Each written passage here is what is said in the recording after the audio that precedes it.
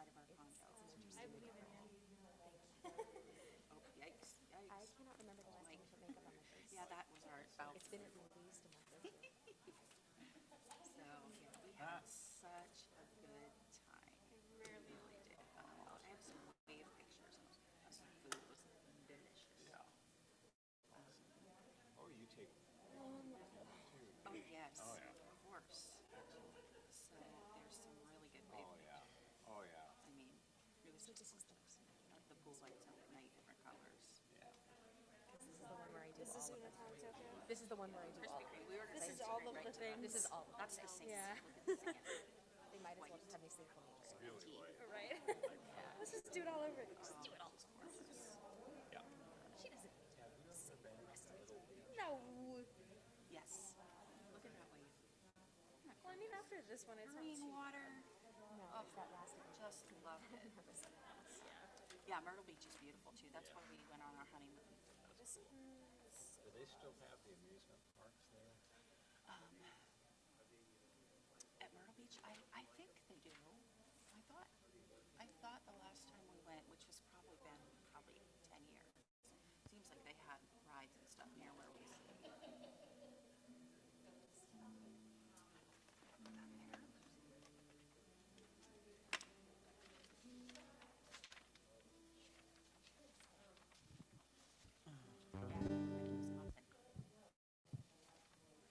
It's the art is to go there at just the right time. First or the second week in August is probably the best. Oh, usually that's when we went to Destin. Usually I like to go like right before we go back. It's still warm enough. Warm enough where it's better to wet in. It's funny because the southern part of the state looks a lot like Pennsylvania, but you get to the northern half and then it's all like freshwater lakes and forests and stuff like that. So it's very different. Yeah.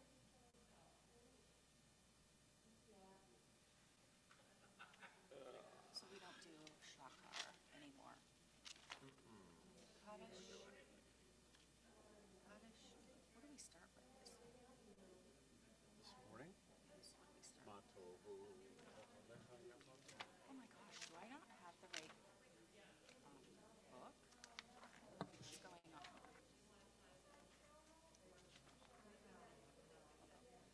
Am I in the wrong service?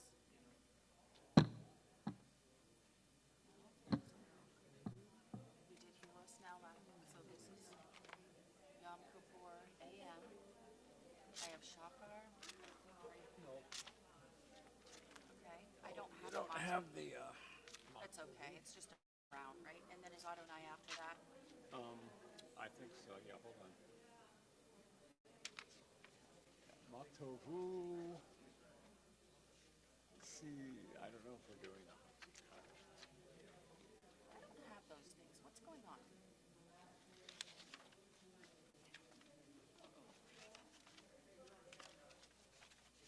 I wonder if my book's just all messed up. I don't know what's going on. I might be looking on more than, Yeah. that's not good.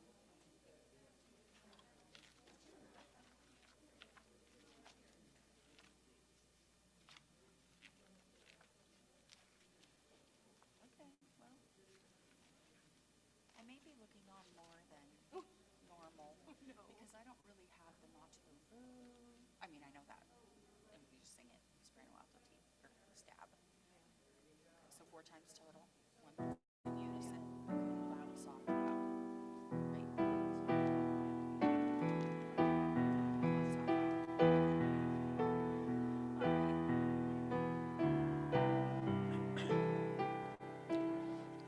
I'm one of those students that annoy me.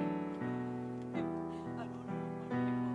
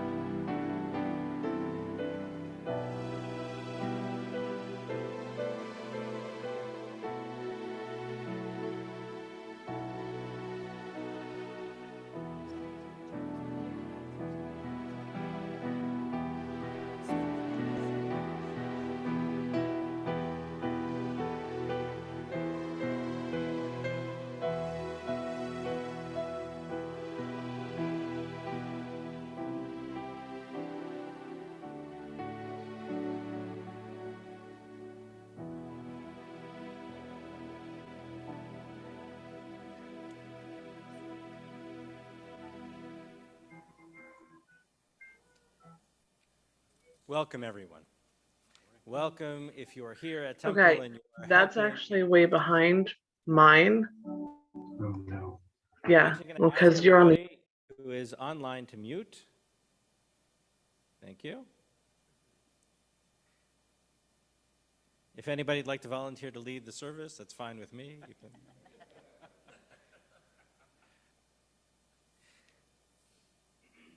Yom Kippur, this day in which we come and is hard to know how to greet each other. Is it Chag Sameach? Is it happiness? Is it thoughtfulness? Perhaps the best is a sense of meaningfulness, that we find meaning and we find comfort in this day of reflection, of thought, of contemplation, of coming back to a sense of who we want to be. And so we begin on page 137. Author of life, as you care for us, teach us to care for ourselves. Embraced by you, I embrace your mitzvah, choose life. On this day of atonement, let my spirit, as well as my body, be nourished by the food and drink that will sustain me through the day. Blessed with strength and well-being, may I pursue a life of teshuvah, tefillah, and tzedakah. Return to the right path, prayer and righteous giving. Ma tovu ohalecha Yaakov mishkenotecha Yisrael. How beautiful are your tents, O Jacob, and the tent of Jewish life is ever expanding. Our tent now weaves its way through not only a building, but also through the magic of internet. And our tent encompasses not only all those here with us, but all those participating with us in lots of different ways. And we are all in this mystical tent together. And so we join together in thanking God for that tent, that opportunity to be with each other. Ma Tovu on page 138.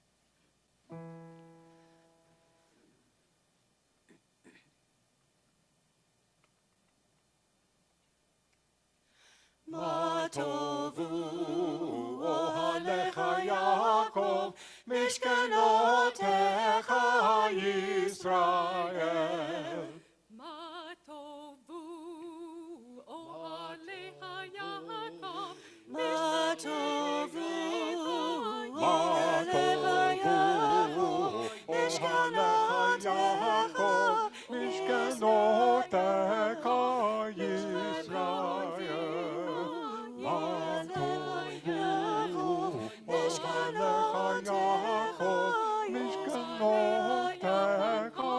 mishkenotecha ohalecha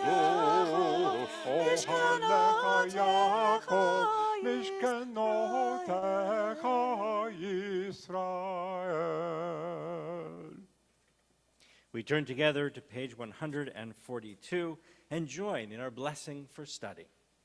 A blessing that says, Jewish study isn't what you read, it's not what you learn, it's how you immerse yourself in the midst of it. Together. Baruch atah Adonai Eloheinu melech haolam, asher kitshanu b'mitzvotav v'tivanu la'asok b'divrei Torah. Page 156.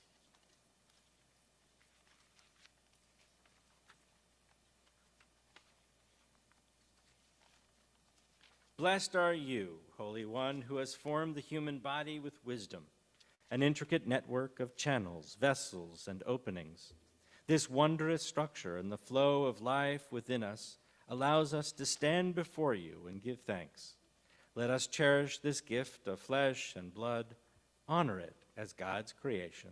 Baruch atah Adonai, rofeh chol basar umafli la'asot.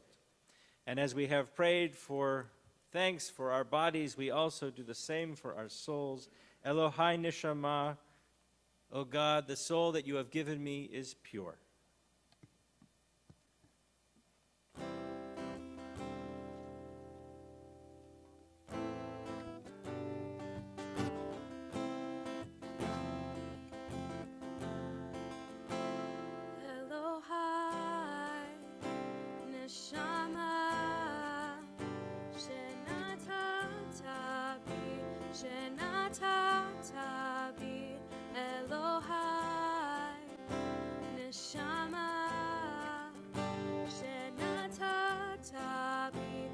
שנתת בי טהור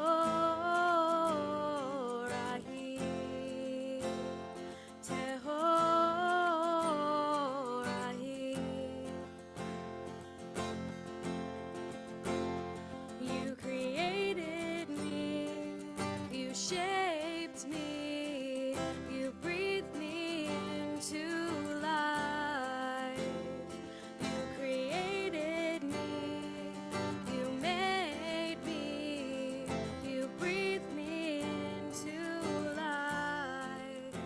Ata berata, ata yetzarta, ata nefachta, nefachta bi.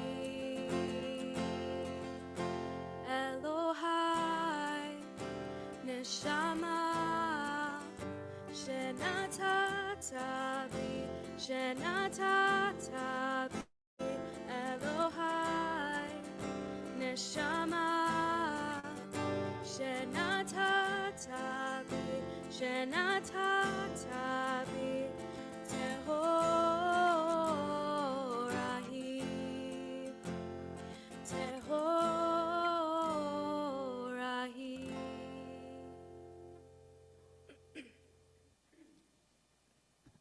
On page 160, we join together in those one-line blessings, the blessings which thank God for the seemingly mundane tasks of life, of waking up in the morning, getting dressed, taking our first steps, and beginning the new day. Baruch atah Adonai Eloheinu melech haolam, asher natan lesech vivina le'avchin ben yom uven laila. Amen. Baruch atah Adonai Eloheinu melech haolam, pokeach ivrim. Amen. Baruch atah Adonai Eloheinu melech haolam, matir asurim.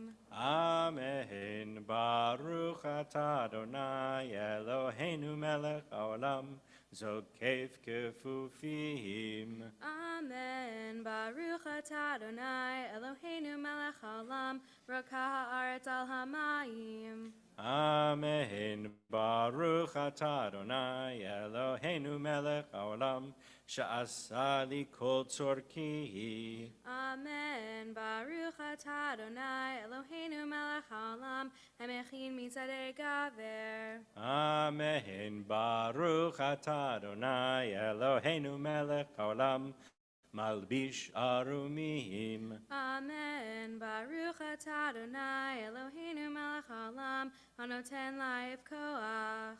Amen. Baruch atah Adonai Eloheinu melech haolam, hama'avir sheina me'enai, utnuma me'afapai. Amen. Baruch atah Adonai Eloheinu melech haolam, shasani b'tselem Elohim. Amen. Baruch atah Adonai Eloheinu melech haolam, sha'asani ben chorin. Amen. Baruch atah Adonai Eloheinu melech haolam, shasani Yisrael. Amen. Baruch atah Adonai Eloheinu melech haolam, ozer Yisrael bigvura. Amen. Baruch atah Adonai Eloheinu melech haolam, oter Yisrael b'tifara. Amen. Page 164. Blessed is the one who spoke, and the world into being. Praised is God. Together, praise the one who is ever creating. Praise the one who creates with a word. Praise the one whose vision is made real. Praise the one who loves the earth. Praise the one who loves earth's creatures. Praise the one whose worshippers know God, goodness. Praise the one whose life and being last forever. Praised the one who rescues and sets free. Blessed is your name. Our sovereign, we praise you with songs of celebration.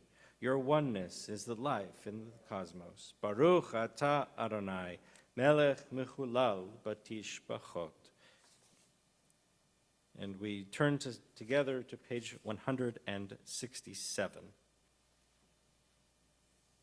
We invite Lisa Tottleman forward to share a reading.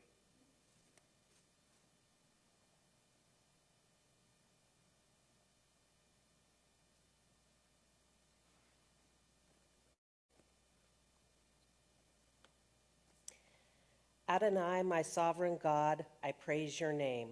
Boundless is your glory.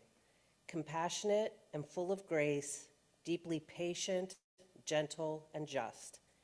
Each generation sings of you, forever tells your story.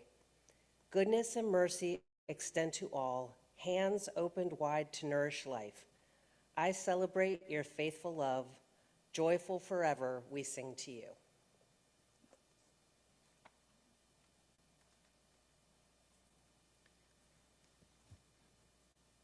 And we continue together on page 178 as we rise for Baruch Hu.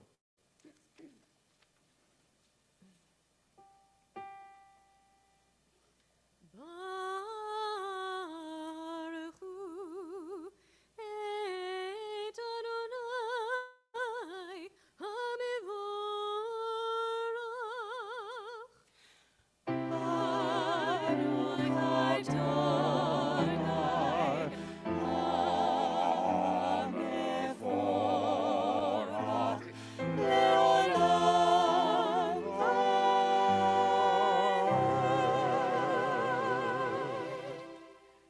Please be seated as we continue with Yotzer Or.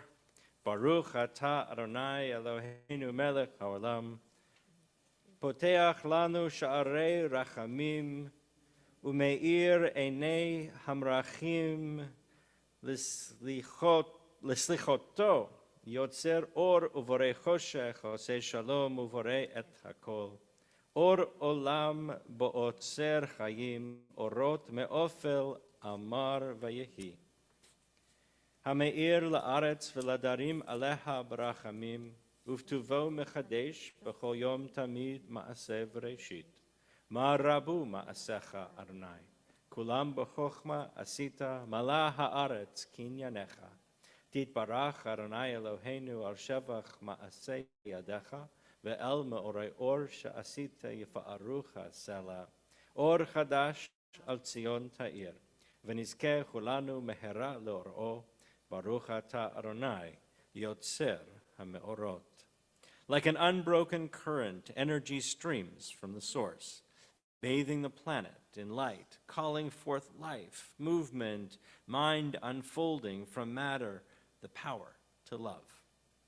And we offer it back to you, our own creative energy, ever dreaming, building, shaping patterns out of chaos, searching out light in the darkness. Creation never ceases, not for an instant. All life is aglow with your light. All things draw sustenance from the source.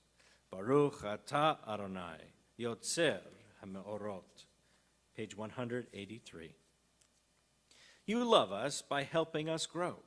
You give us Torah, a ladder for the soul. Words that draw us upward, every mitzvah an invitation to climb. Forge and kiln and crucible to purify our hearts. You give us Torah. You love us by helping us grow. Page 185. Hineni, behold, I stand ready to listen and learn, to embrace in thought and deed, to proclaim with a whole heart the sacred unity of all being as we rise together for the Shema. Long ago in the courtyard of the temple, on the holy day of Yom Kippur, the high priest proclaimed aloud the sacred name of God, and all the people fell to the ground, prostrated themselves, and called, "Blessed is God's glorious majesty forever and ever." Millennia have passed, but still we speak these words aloud. Witness forever to the truth of God's dominion.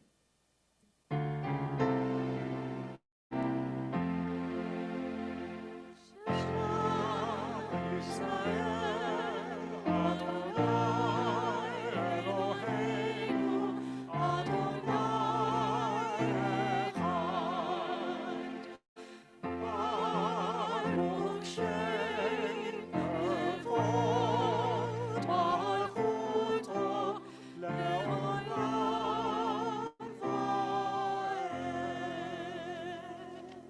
Please be seated as we continue with the Haftarah, page 188.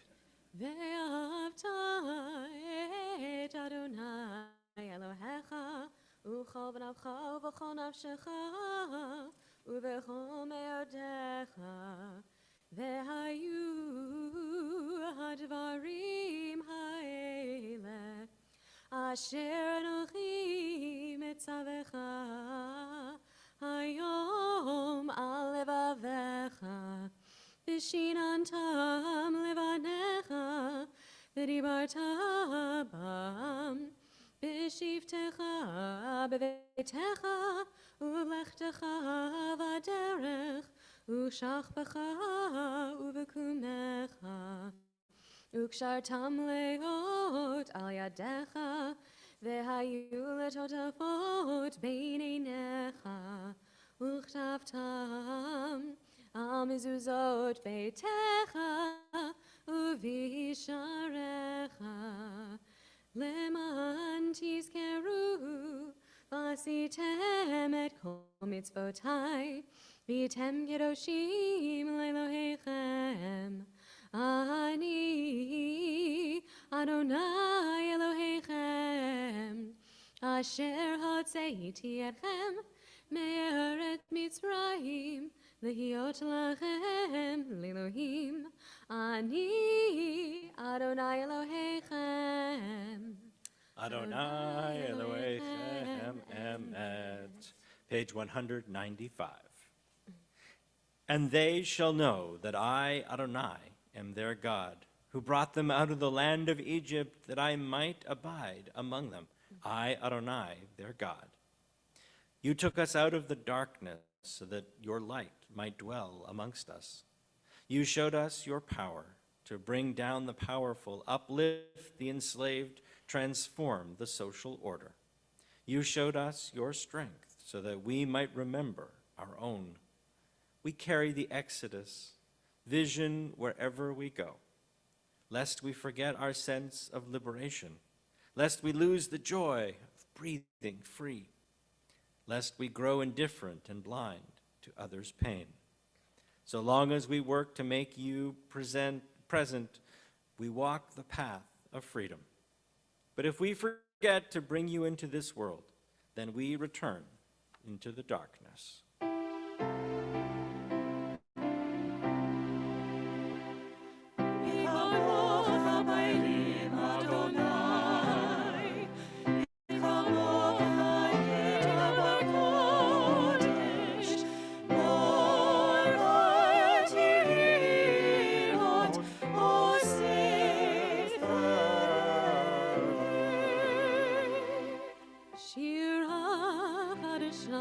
שבחו גאולים לשמך שפת הים יחד כולם הודו והמליכו ואמרו אדוני ימלוך לעולם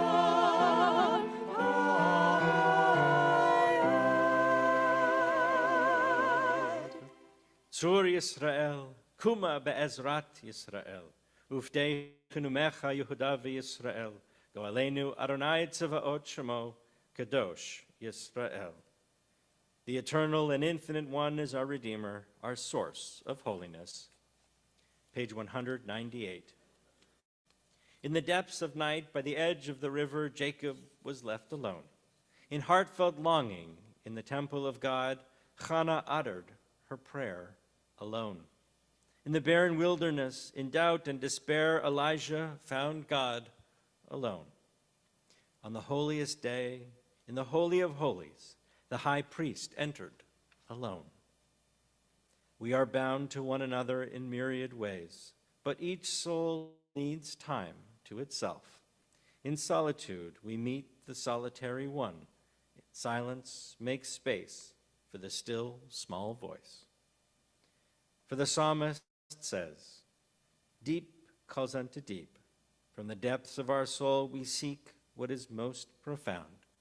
As we rise together for the Amidah, page 198, Adonai sifatai tiftach ufi agit tehilatecha. Adonai, open our lips, that our mouths may declare your praise. Baruch atah Adonai, Eloheinu v'Elohei Avotenu v'Imotenu, Elohei Abraham, Elohei Yitzchak, v'Elohei Yaakov, Elohei Sarah, Elohei Rivka, Elohei Rachel, v'Elohei Leah. Ha'el Hagadol Hagibor v'Hanora, El Elyon, Gomel Chasadim Tovim, Vekonei Hakol, Vezocher Chasei Avot v'Imahot, Umevi Gula Livnei Vneihem, Leman Shemo Be'ahava. Zokrenu l'chaim, melech haaretz b'chaim, v'katvenu b'sefer ha'chaim. Levancha Elohim,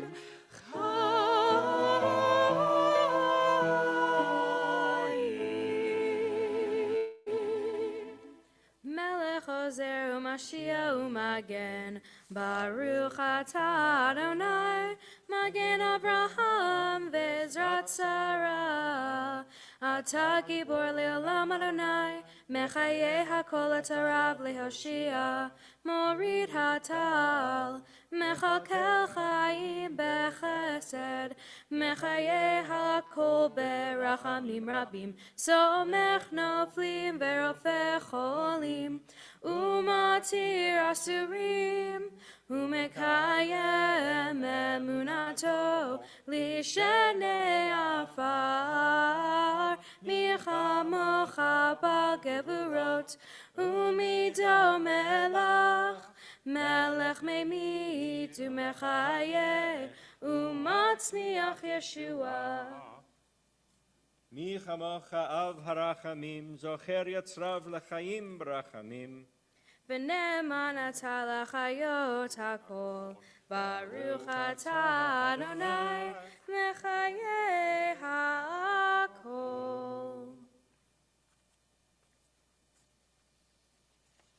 Page 208. Please be seated.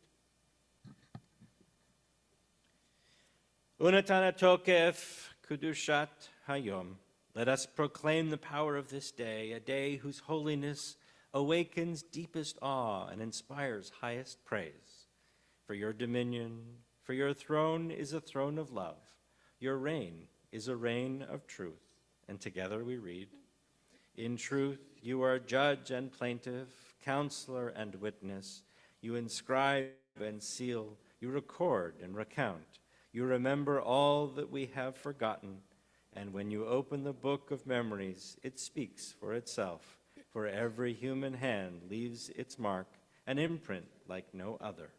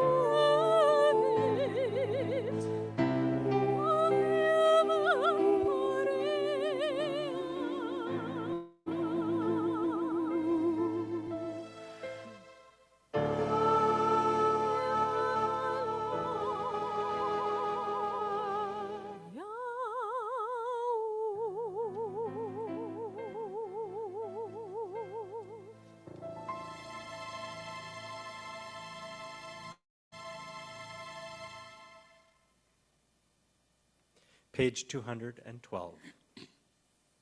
On Rosh Hashanah it is written, on the fast of Yom Kippur it is sealed.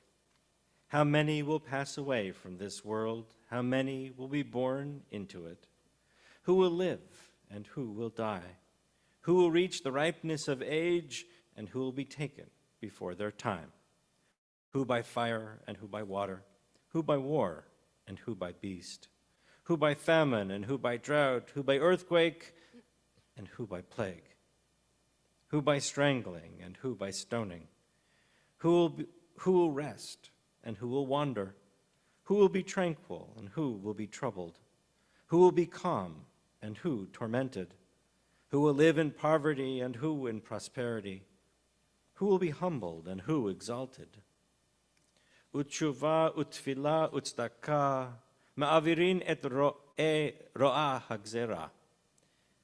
But through the return to the right path, through prayer and righteous giving, we can transcend the harshness of the decree. Together, you are everything that we must praise you for, slow to anger, quick to forgive. You do not wish the death of sinners, but urge them to return from their ways and live. Until the day of death, you wait for them. You accept them at once if they return. Since you created us, you know our impulses. We are but flesh and blood. We turn together to page 218 as we rise.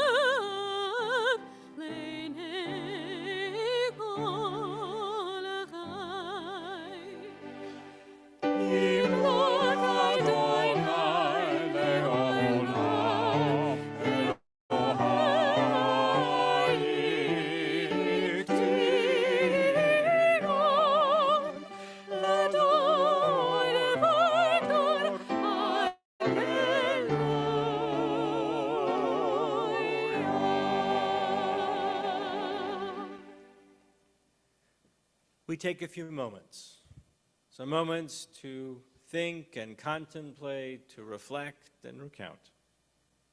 Moments of silent prayer, and we'll continue together on page 244.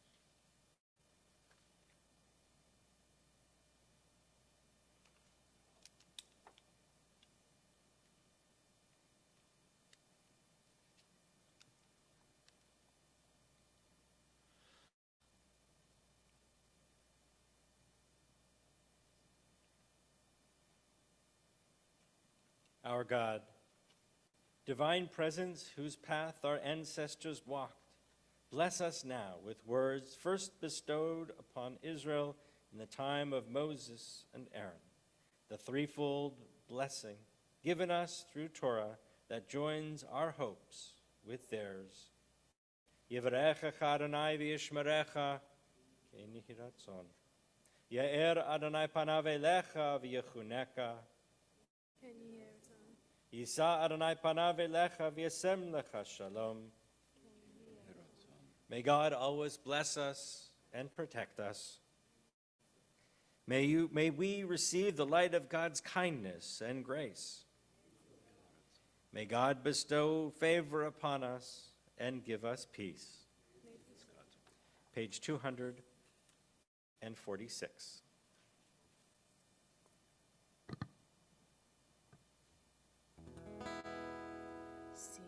Shalom. Tova ubracha. Sim shalom. Tova ubracha.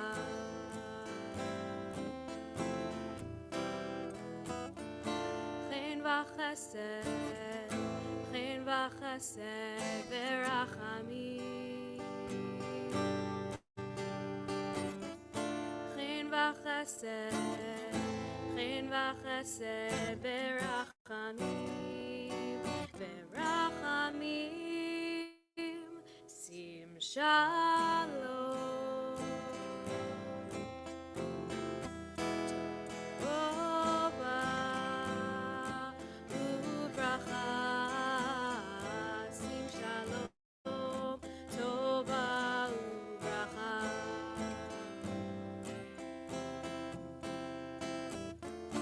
Aleinu ve'al kol Yisrael.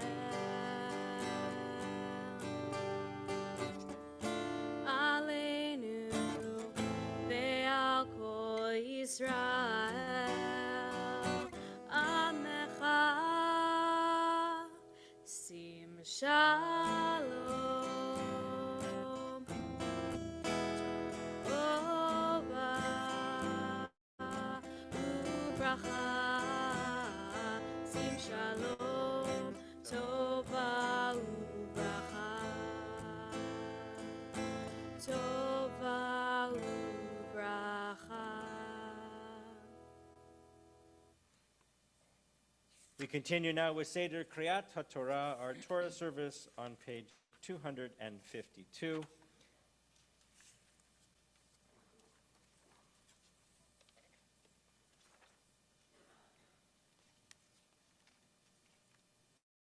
Avinu Malkeinu, almighty and merciful, hear our voice. Avinu Malkeinu, we have strayed and sinned before you.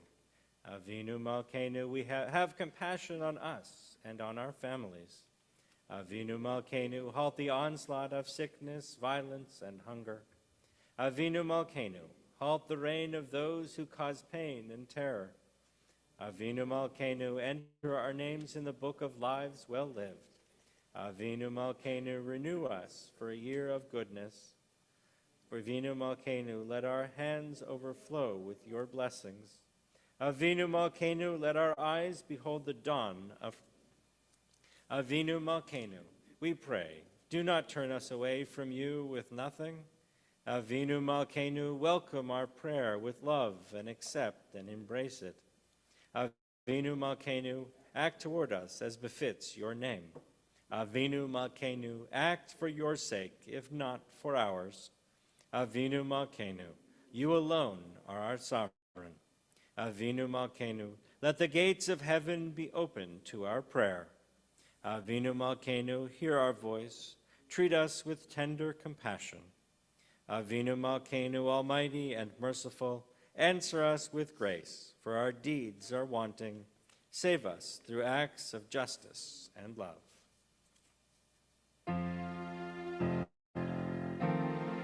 Avinu Malkeinu, Shema Koleinu. Avinu Malkeinu,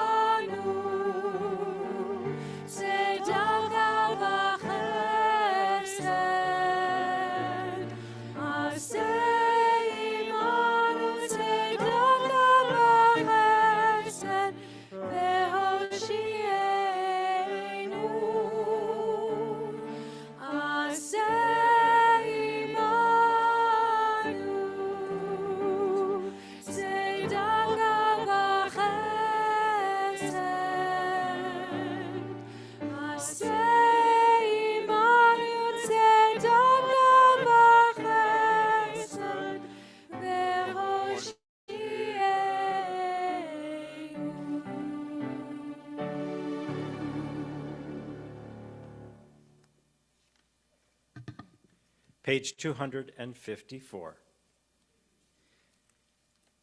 Let the reading of Torah be like prayer, a meditation to remind us what we strive for, a chant that binds us to the chain of generations.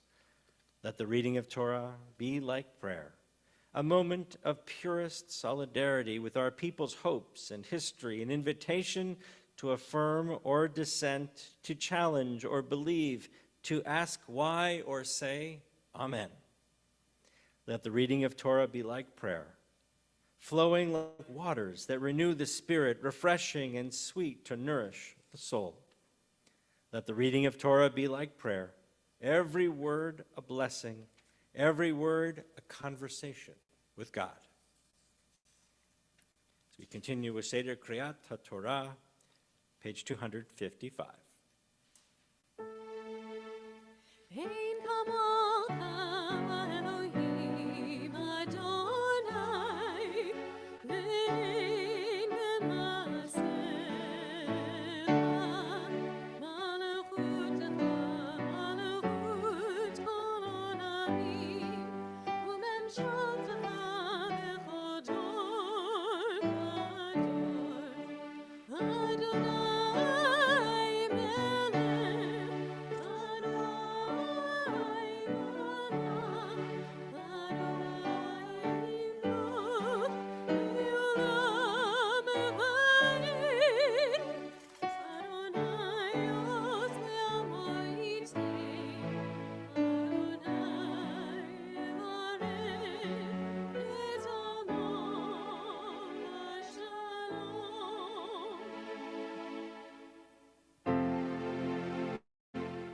Shema Yisrael, Adonai Eloheinu, Adonai Echad Eloheinu,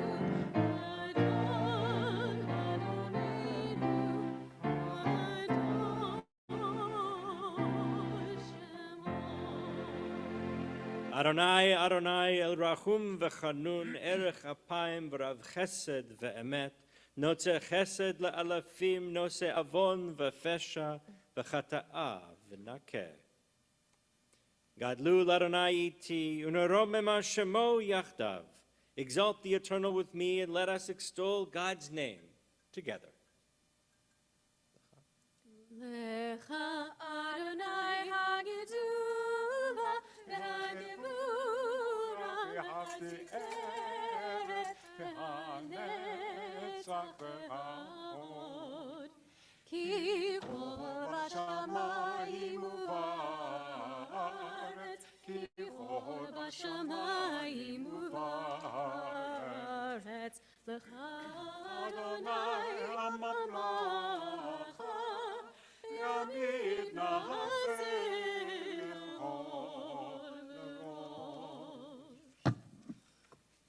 Please be seated.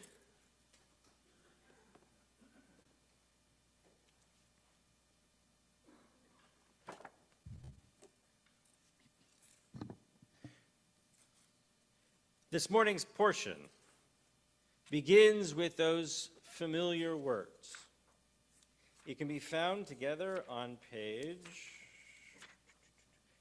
266. It says, Atem nitzavim hayom kulchem. You are present here today. And whether we are here in person, we are joined together through our live stream, we all join together today. We all are nitzavim. And so I am going to post the links to the text that you can follow along if you wish online, or you can follow along in the prayer book.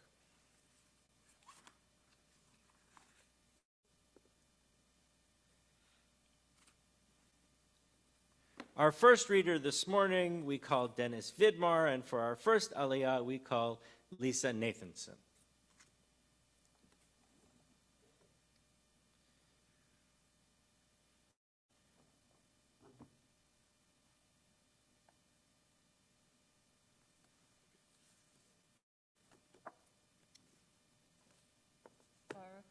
Adonai Havarach. Baruch Adonai Hamborach Leolam Va'ed. Baruch Adonai Havarach Leolam Va'ed. Baruch Atah Adonai Eloheinu Melech Haolam Asher Bachar Banu Mikol Hamim V'natan Lanu Et Torto. Baruch Atah Adonai Notein HaTorah. Amen.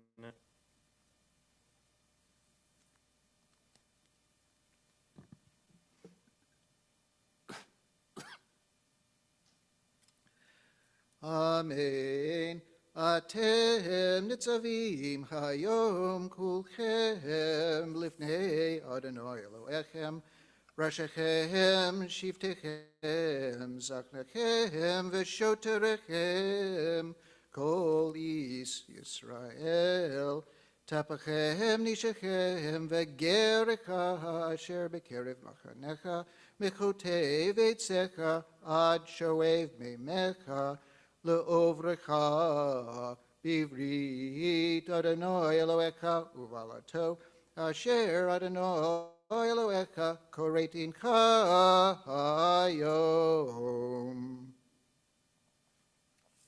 Baruch Atah Adonai Eloheinu Melech Haolam Asher natan lanu Torah emet v'chayei olam v'tochenu. Baruch Atah Adonai Notein HaTorah. Amen. Yasher Koach.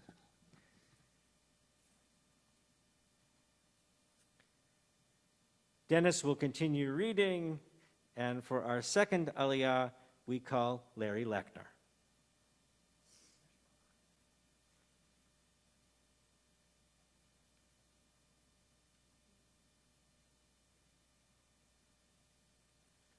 Baruch et Adonai Hamvarach.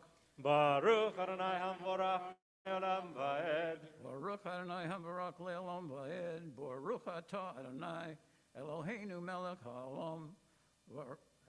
Asher.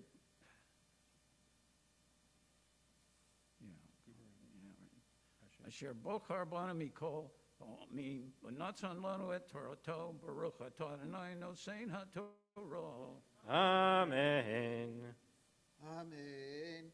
Leman hakimotecha hayom lo liam behu yihelecha lelohim kasher diber lach v'kasher nishba lavotecha liAvraham liYitzhak uYaakov v'lo itichem levadechem anohi Koreit habrit hazot v'et hala hazot ki et asher yeshno po imanu omed hayom lifnei Adonai Eloheinu v'et asher einenu po imanu hayom. Baruch atah Adonai Eloheinu melech haolam asher natan lanu Torah emet v'chayei olam notav b'tzukenu. Baruch atah Adonai nosein haTorah. Amen. Yasher koach, Larry, Yasher koach, Dennis, thank you so much. Beautiful reading. For our third reader, we call Edie Joseph, and for our third aliyah, Corlin Moray.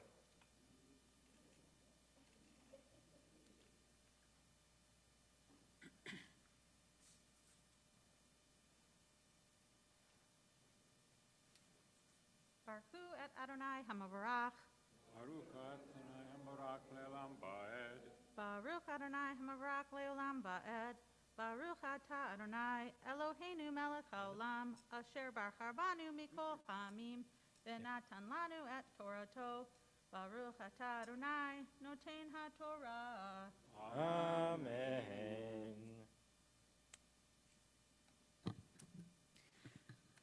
V'haya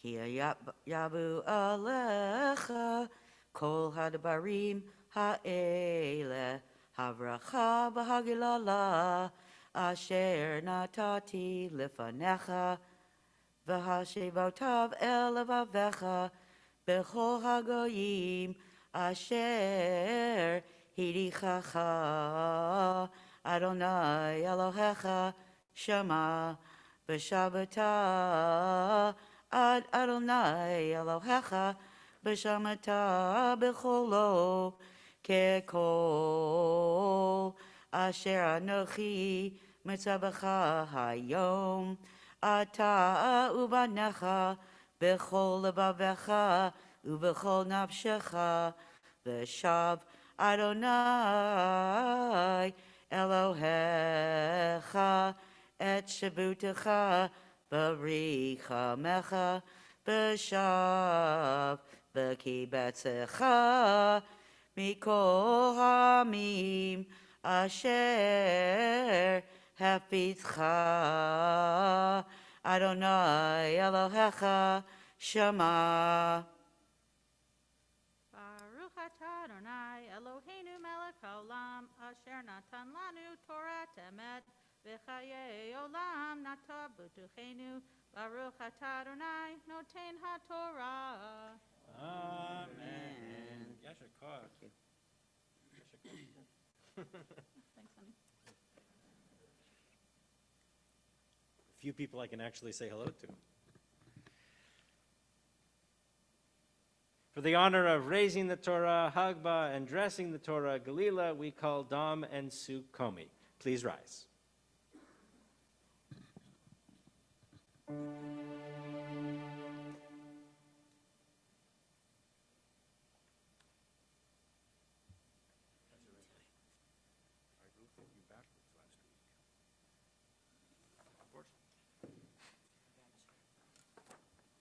V'zot haTorah asher sa Moshe mipnei b'nei Yisrael al pi Adonai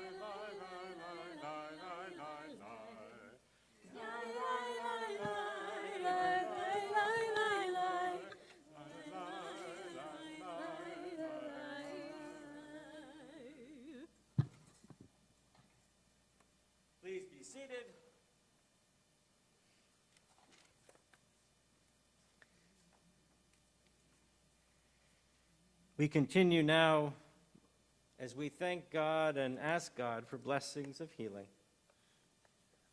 Healing for those struggling with coronavirus. Healing for those in need of blessings of all sorts of healing, whether it's a healing of body, of mind, of heart, of spirit.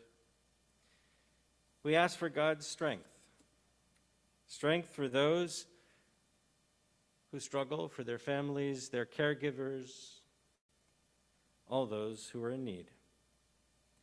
In our congregation, we think of Greg Bennett, Michael Byron, Scott Gordon, Patricia Heibel, Rebecca Gottlieb, Julian Howell, Thomas Costinis, Phyllis Levin, Jacob Adams, Zachary Jackson, Dane Marcinowski, Berko Shervatsky, Lorraine Wellington, Debbie Perry, Bruce Harrell, Sasha Leopold, Andrea Kepner-Blake, Marcia Pinsky-Koblitz, Kathy and Jerry Schreier, Matea Press, David Spanger, Jack Hall, Joe Riley, Joseph Besetner, Edie Francis, Fran Porras, Frank Frusero, and Jim McCann.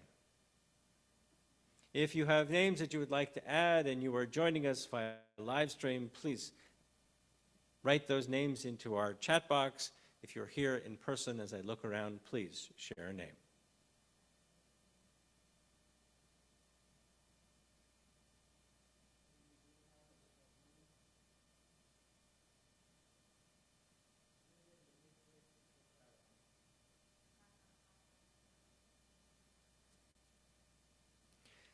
And so on page 272, we join together in asking God for healing. Misha Berach.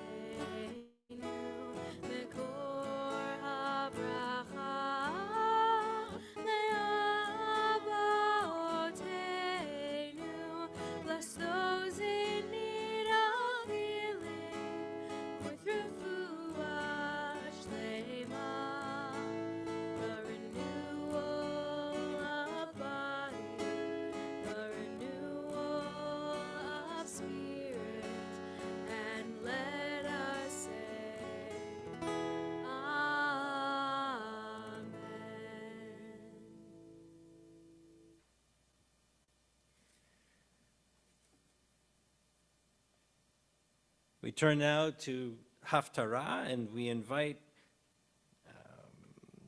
Pam Lowe forward for the blessing, and we invite Diane DeFazio forward for the reading of Haftarah, page 275.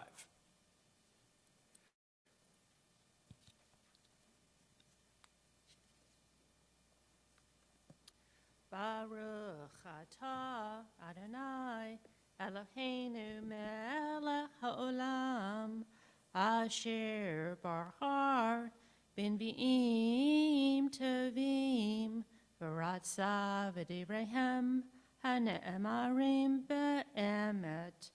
Baruch atah Adonai habacher b'torah Moshe avdo, Yisrael amo, v'nvi'ei ha'emet v'tzedek. Cry from the depth, says God. Do not hold back.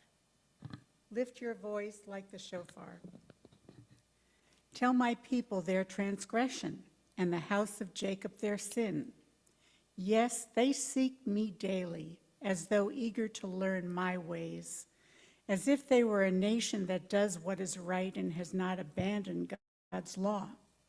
They ask of me the right way, eager for God's nearness. They say, "Why did we fast and you do not see it? We afflict ourselves and you do not know it."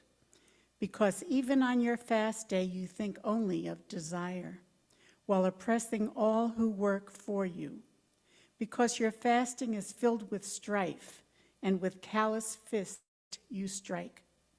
No, your fasting this day will not lift up your voice before heaven. Is this the fast I desire, a day to afflict body and soul? Bowing your head like a reed, covering yourself with sackcloth and ashes? Do you call this a fast, a day worthy of the favor of Adonai? Is not this the fast I desire, to break the bonds of injustice and remove the heavy yoke, to let the oppressed go free and release all those enslaved? Is it not to share your bread with the hungry, and to take the homeless poor into your home, and never to neglect your own flesh and blood? Then shall your light burst forth like the dawn, and your wounds shall quickly heal.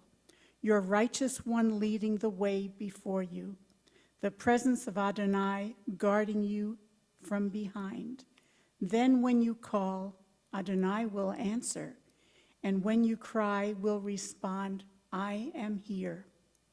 If you remove the chains of oppression, the menacing hand, the malicious word, if you offer your compassion to the hungry and satisfy the suffering, then shall your light shine through the darkness, and your night become bright as noon.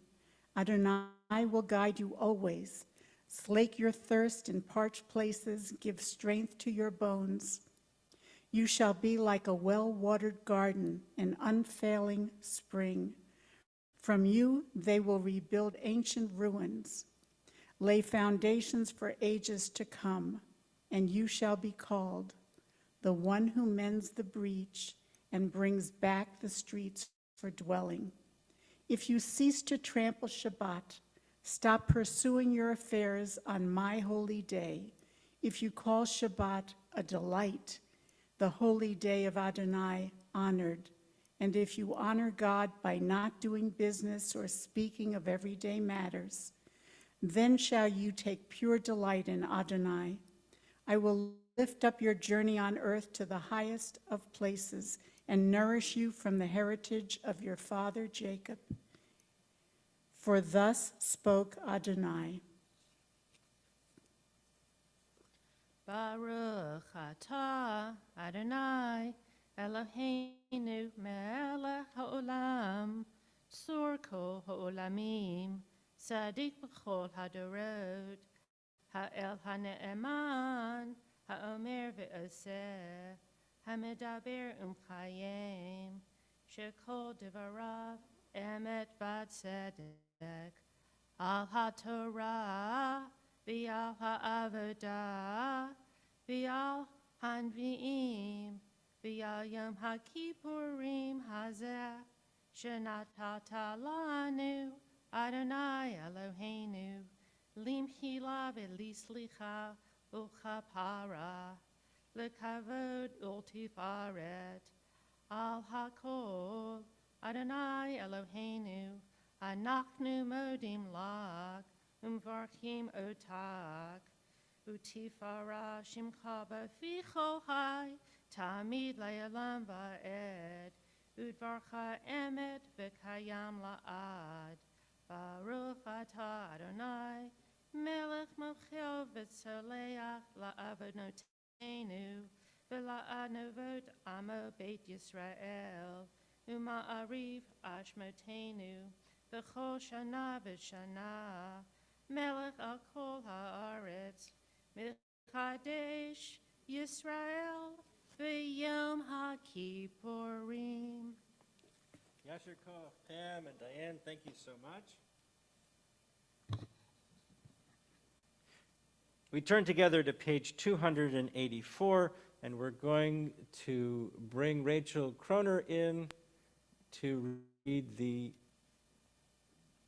prayer for our congregation. Rachel, please go ahead. Eternal presence, who blessed our mothers and fathers, bless this holy congregation, a house of study, prayer, and righteous deeds. Together we give thanks for our leaders, those who learn, teach, and uphold the Torah, inspiring others to learn, teach, and uphold the Torah. May those who do the sacred work of building our community, may their service bring them joy, fulfillment, and purpose, and may they go from strength to strength. For our members, diverse in age, interest, and background, Jews by birth, Jews by choice, and those of other faiths who join with us, all who offer their time and talent, their love and commitment. For all who come here on this holy day of Yom Kippur to share the search for meaning and renewal, your presence is a blessing, your friendship a gift. May the spirit of peace, dignity, and respect live within these walls, inspiring us to care for one another with compassion. And may we be a source of goodness, light, and healing for the world. May the one who blessed the generations before us bless us as we stand together this day, one congregation joined with all Jewish communities of the world through our prayers on this day of atonement. Let us renew ourselves for the year ahead. Let us honor the precious legacy that is ours. Yasher Koach, Rachel, thank you.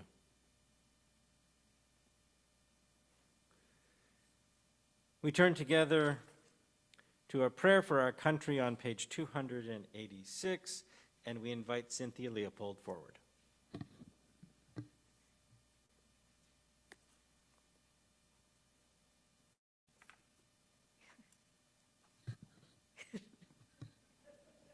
It's adjustable, it's okay. I'm not. God of holiness, we hear your message. Justice, justice you shall pursue. God of freedom, we hear your charge. Proclaim liberty throughout the land. Inspire us through your teachings and commandments to love and uphold our precious democracy. Let every citizen take responsibility for the rights and freedoms we cherish. Let each of us be an advocate for justice, an activist for liberty, a defender of dignity, and let us champion the values that make our nation a haven for the persecuted, a beacon of hope among the nations. May our actions reflect compassion for all people within our borders and abroad. May our leaders and officials embody the vision of our founders to form a more perfect union, establish justice, ensure domestic tranquility, provide for the common defense, promote the general welfare, and secure the blessings of liberty to ourselves and our posterity. We pray for courage and conscience as we aim to support our country's highest values and aspirations, the hard-won rights that define us as a people, the responsibilities that they entail. We pray for all who serve our country with selfless devotion in peace and in war, from fields of battle to clinics and classrooms, from government to the grassroots, all those whose noble deeds and sacrifice benefit our country and our world. We are grateful for the rights of life, liberty, and the pursuit of happiness that our founding fathers ascribed to you, our Creator. We pray for their wisdom and moral strength, that we may be guardians of these rights for ourselves and for the sake of all people, now and forever.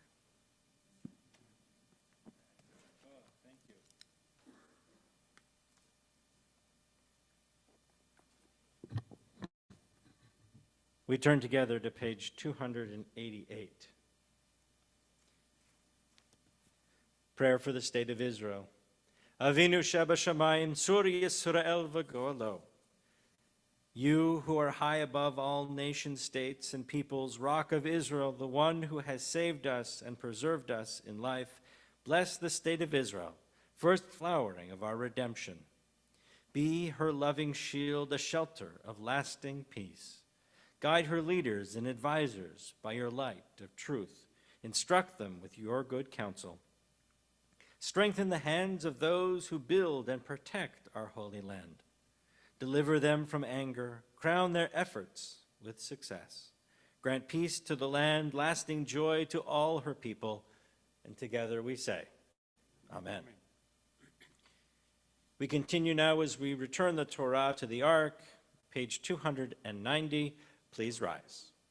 Yahalalu et Shem Adonai ki nisgav shemo levado. All praise God's name, for God's name alone is truly sublime.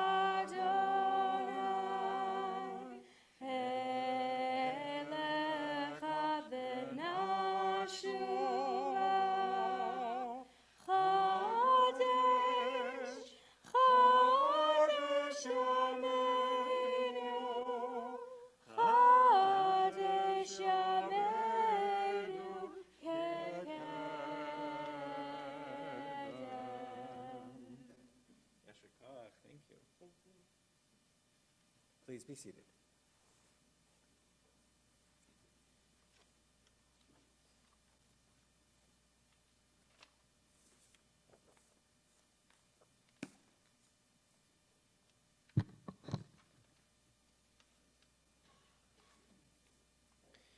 There once was a baker who had a reputation that reached far and wide for making challah.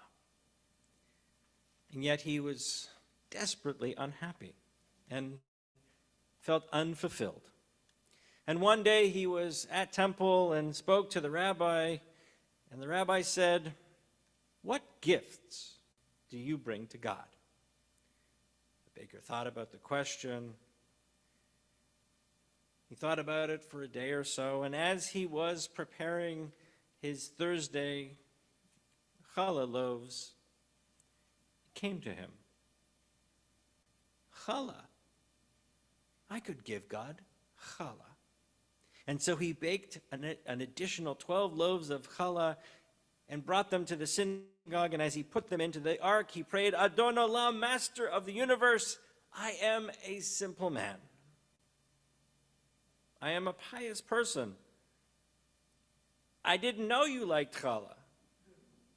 But if this is what you want, I'm honored to bake it for you.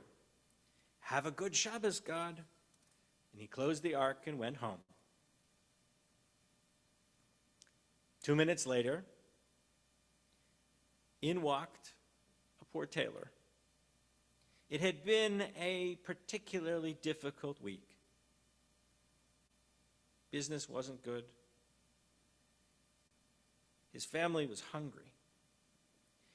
And in desperation, he went to the synagogue and he prayed and he said, Adon Olam, Master of the universe, I'm a good person, I'm a good Jew, I try my best. I just can't make ends meet. I need your help, God. Send me a sign. Help me. And at that moment, in his desperation and his waving of his hands, he drew the curtains from the ark, and there he found the challah, the dozen loaves of challah. Now, the next morning at services, the baker was a little nervous. He didn't know what was going to happen. Were they going to open the ark and all of the challah loaves would fall out? And yet, they opened the ark at services, and the challahs were gone. So, he said what any good baker would say, cinnamon challah next time. And this happened week after week. And week after week, the baker put challah in the ark, and the tailor took challah out of the ark. And this happened year after year after year. Until one day, the baker was opening the ark and putting the challah in, and the rabbi saw him. And he said, "What are you doing?" "I'm giving God challah." "Well, what do you mean you're giving God challah? You can't do that. God doesn't eat challah." The baker said, "Well, for the last 20 years, God has been eating challah because I've been putting him in here for..." And the rabbi was totally bewildered. And as they were talking, in walked the tailor. And the rabbi said, "What are you doing here?" And the tailor said, "I'm here to pick up the challah that God gives me every week." Now, the tailor, of course, the baker jumped up and says, "What do you mean? You've been taking the challah?" "Well, yes, God bakes challah for me." "Well," said the baker, "I bake the challah." And the rabbi said to both of them, well, he said to the baker, "You thought you were making challah for God, and you, tailor, you thought God was making challah for you. Now, your task is to give challah and give directly to each other." And the baker and the tailor continued. And to the delight of God and all the angels in heaven, they continued giving and receiving challah for many, many years to come. And each believed that the challah was a gift to and from God. And they were right. God's hard to figure out. God's hard to understand. Our very name, people of Israel, means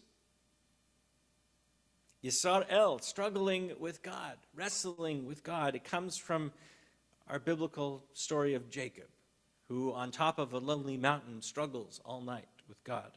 And at the end, his name is changed from Jacob to Israel. But we have our struggles. Talk to people. Figure out what God is, what God could be. In Jewish terms, there are so many different possibilities. In fact, we have 70 different names for God. We have different images of God, God being personal and immanent, controlling us, predestining our lives that we follow along on a particular plan or a track. We have that on one end. And on the other, we have Maimonides, who believed in a God that set the creative process of the world into motion and then stepped back. We don't talk much about God, actually, in classes and conversations at temple. We mention God a lot, right? How many blessings do we say in any service? Blessed are you, O God, King of the universe, Avinu Malkeinu, on and on and on. But we don't really talk much about the nature and the essence of God. probably because it's individual and everybody has a different opinion and idea. But there's a great power in it in some ways when we do talk about God. When we stand as a community and say, Shema Yisrael, God is one. We gather as this sacred group, this sacred community that says, we're not in control here. This is well beyond us. And despite our planning and organizing and hoping for the best, sometimes these are out of our control. There's a great Yiddish saying which says it far better. Der Mensch tracht und Gott lacht. People plan, God laughs. On one hand, we recognize that we're not in control. We're really not in control of the cycles of birth and death, of decay and renewal. We simply follow in that path. But the Kabbalists said, although we're not in control of the world or how it works, we can have an impact on it. And that impact is by helping to heal the world through acts of, as we say, tikkun olam, healing the world. And that every time we do something, whether it's something large or small, global or perhaps seemingly insignificant, we make the world just a little bit better. We do lots of that as part of our congregation, for sure. We have specific tikkun olam programs, right, Lisa? Excellent. Good. And Lisa's got a whole list of them. We have interfaith programs, we have dialogues, we have classes, we have children's programs, we have camps, we have opportunities for all of us to engage, we have life cycle events and B'nai Mitzvah and adult programs, etc., etc., etc. And people come for so many different reasons. And we redefine them over and over again. And we've even had to redefine what coming means, right? Coming can mean participating in services via live stream, participating in person, participating over the phone, so many different possibilities.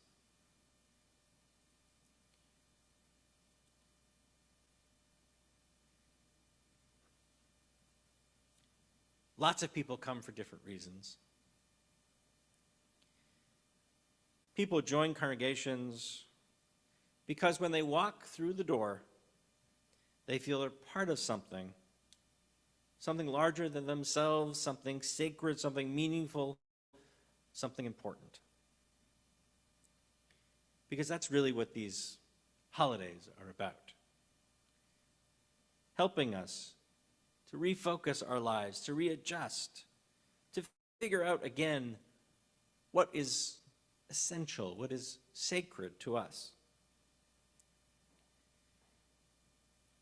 If there was a point in your service, in the service this morning, that you were inspired or pushed to think a bit differently about what's important, or even felt a little uncomfortable because the text was challenging, who will live, who will die, who by fire, who by water, who by sickness, those words certainly echo powerfully in our ears this year.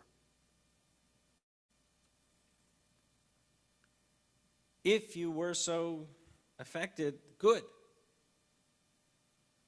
Good. Because it is a challenge. Liturgy doesn't, our prayers don't simply have pretty rhymes and they're things that we go from page to page. Sometimes they inspire us with beautiful music, and thank you, Yael and Jesse and Bruce and our choir, and that enhances our experience. Unatana Tokef, that music is haunting. It challenges us. I know it challenges Jesse. But we strive to find meaning and purpose for all of our lives. And it's in the midst of this sacred community, here, whatever here means, whether here is together in person, online, whatever that might be. It's here together that we can create that pathway towards meaning, towards fulfillment, towards a sense of who we are in the world. Because Torah and Jewish life provide this framework for us so that we understand, first and foremost, that we are not alone. We are not Jacob on the top of the mountain by ourselves. We are together. We are together reaffirming our lives and figuring out what meaning and purpose and values they have.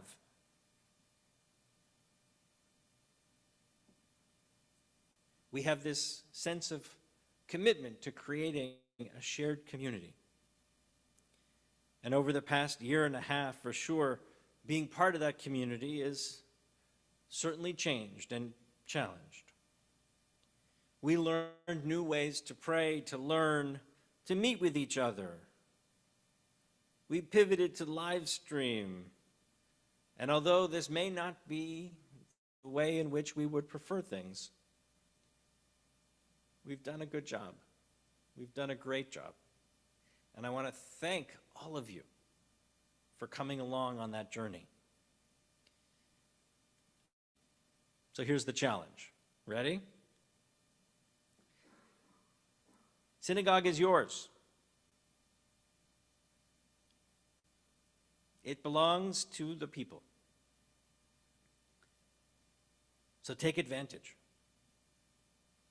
Challenge. Figure out where you fit. A class, services, Torah study, social justice, tikkun olam, whatever. There are times throughout our lives when we connect to Jewish life and we feel engaged in our community, and it helps us create that sacred dimension in our lives.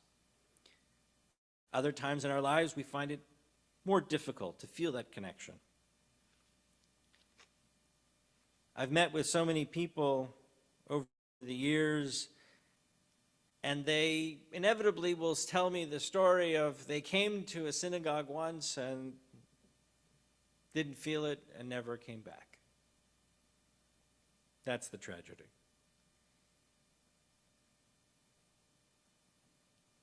Tragedy of giving up so easily. Can you imagine if you went to math class when you were in high school, you didn't get the answer the first time and never came back? Janice, you'd never, right? I'm getting really good at reading eyes because you can't see smiles or faces, so you have to read eyes. It's so hard. It is this sacred connection that comes from being part of a community, that lifts our spirits and nourishes our souls. We experience God and through these relationships and the community. That's really what Anshe Chesed and any congregation is. And certainly one that we should aspire to be. Because when we create community, we allow ourselves to be open. Open to the spiritual potential within us. Open to understanding ourselves better, understanding God better. We can almost taste God's presence. And that taste is as sweet as freshly baked challah.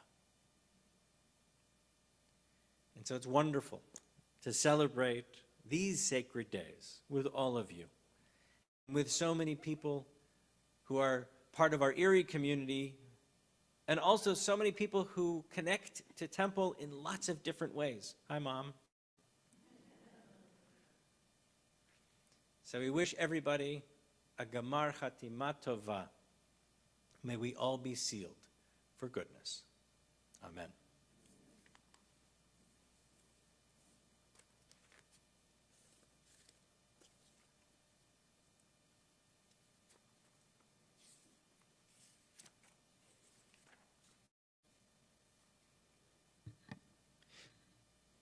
We turn together to page 296.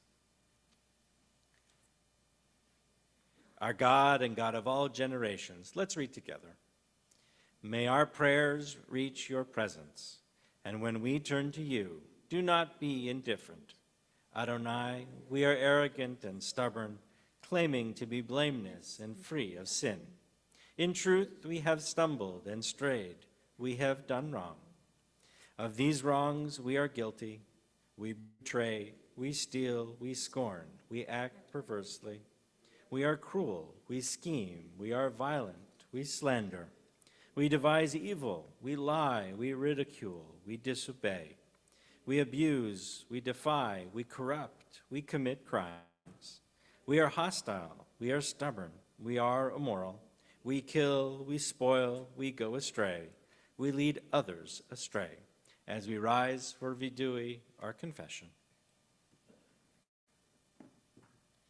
Ay, ay, ay, ay, ay, ay, ay, ay, ay, ay, ay, ay, ay, Ashamnu, Ashamnu, Baganu, Baganu, Gazalnu, Gazanu, Dibarnu Dofi, Dibarnu Dofi, Evinu, Evinu, Leirshanu, Veirshanu, Zadnu, Zadnu, Hamasnu,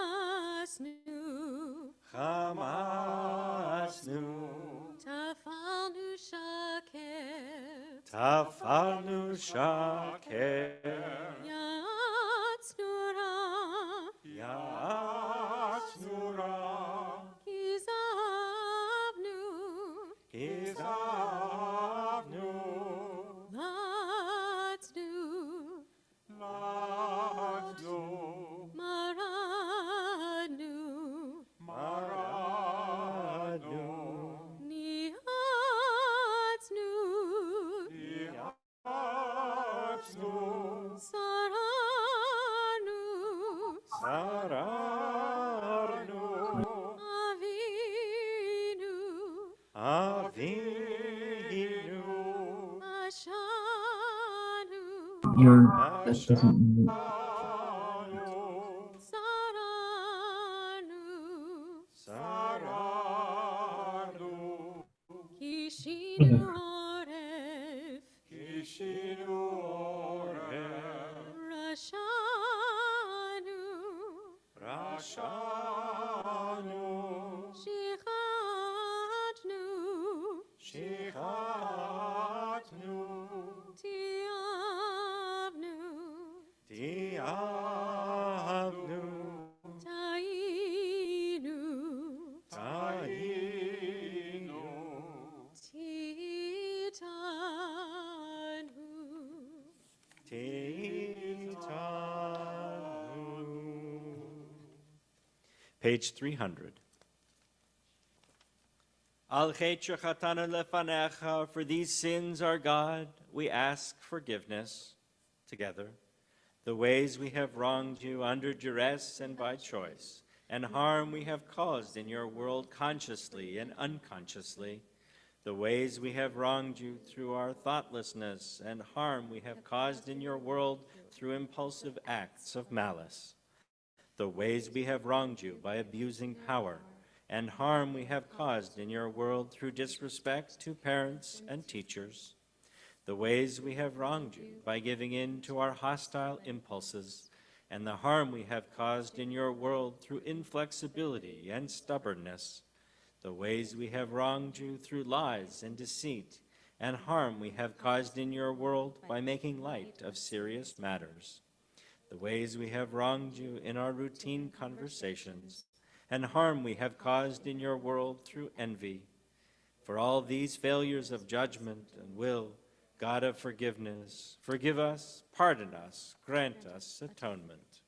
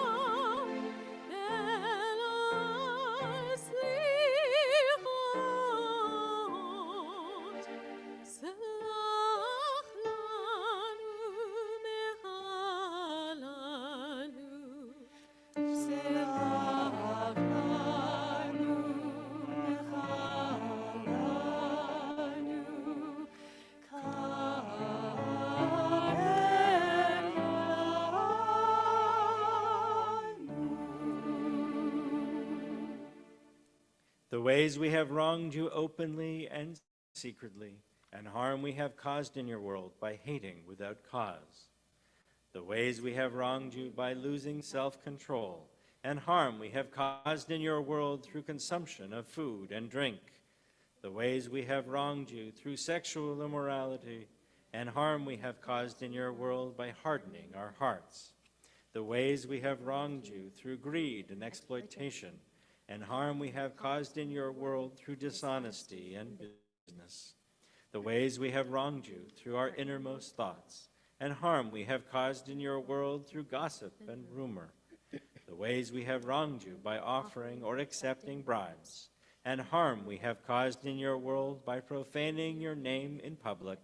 For all these failings of judgment and will, God of forgiveness, forgive us, pardon us, grant us atonement.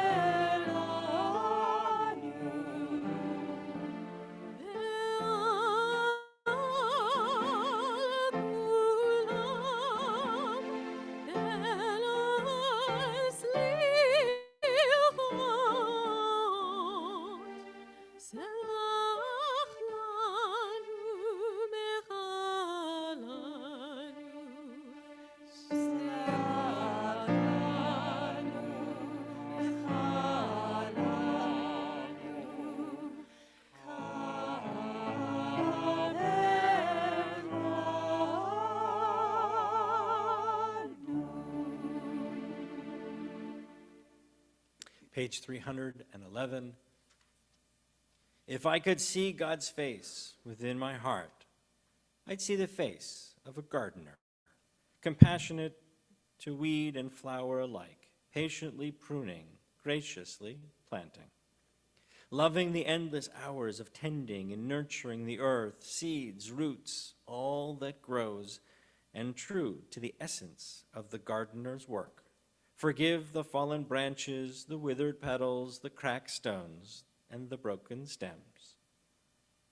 If I could see God's face within my heart, I'd see a human face in 1,000 acts of mercy, the one who gives bread to the hungry and shelters the lost, who hears the voice of grief and makes room for the stranger, who brings relief to the blind, the bent, the unjustly imprisoned, and is true to the essence of holy work, resisting evil, healing brokenness, easing pain, and, in the end, forgiving ourselves as God forgives us.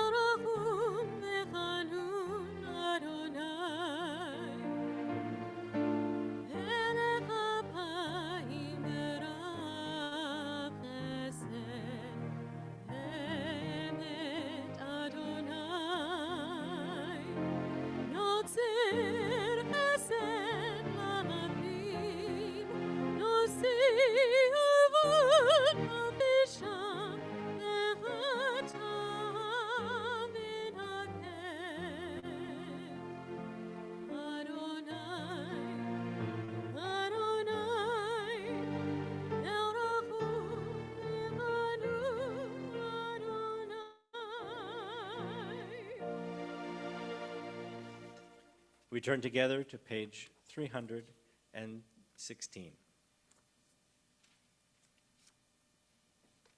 Shema kolenu, Adonai Eloheinu. Hear our call, Adonai Eloheinu, and may we hear yours in our apologies and confessions, in the meditations of our heart, in the accountings of our soul. Hear our call, and may we hear yours in words of counsel and consolation, in the silence of one who listens, in the strength of a hand that upholds. Hear our call, Adonai Eloheinu, as we strive to hear yours on this day of the heart, this day of repairing and healing. Please be seated.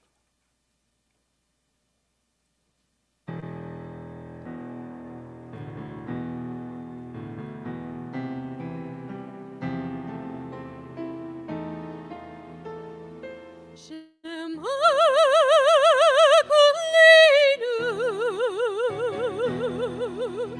Adonai Eloheinu,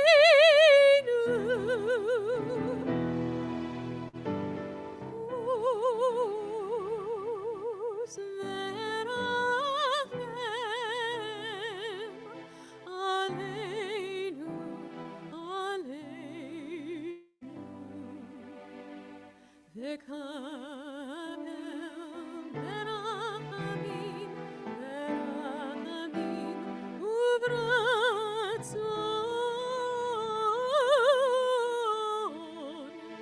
et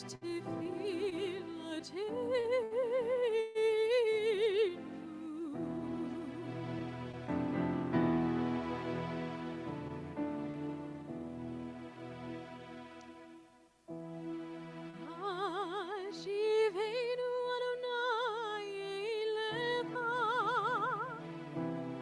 Hashivenu elecha v'nashuva,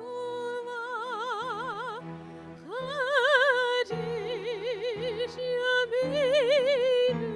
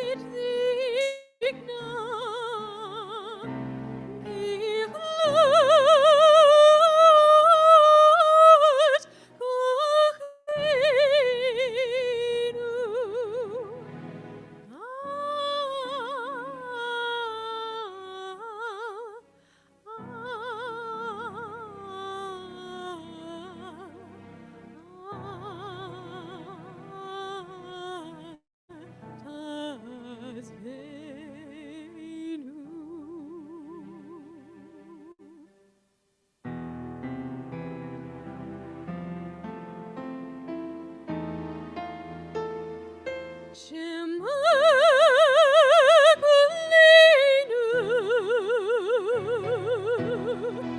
Adonai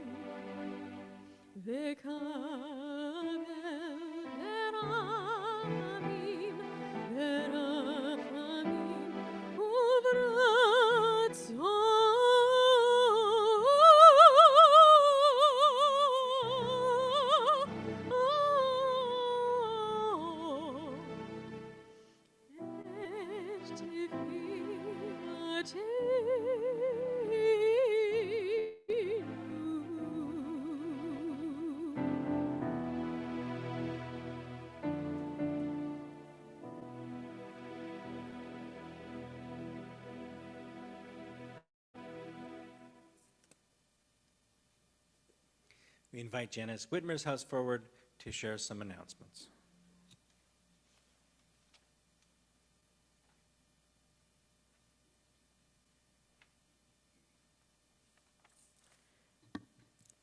Okay, just a reminder that services do continue throughout the day. There's a study session starting at 12:30. Is that on Zoom and YouTube both? So everything today will be on Zoom and YouTube. I just wanted to be sure, except the evening one. So that's at 12:30. At 3 o'clock, there'll be a healing service, and at 4 o'clock, we'll start a study session too. And at 5:30 will be the Yitzker Memorial Service. Since I said all of those will be on Zoom and YouTube, as you've been doing. And thank you all for attending everything in those ways. At 7 o'clock, we will have the finer shofar blowing and the Havdalah and a break fast. And Rabbi was talking about challah. Everyone will get their own little individual challah at break fast, and that'll be out on the patio. So that will not be available via our live stream. But it's supposed to be a beautiful evening today, so we're very lucky. So please join us out on our patio at 7 o'clock for the final shofar blowing and Havdalah. And then Friday, we'll be back to our regular Shabbat services on YouTube, and those are also always available in person too at this point. So thank you.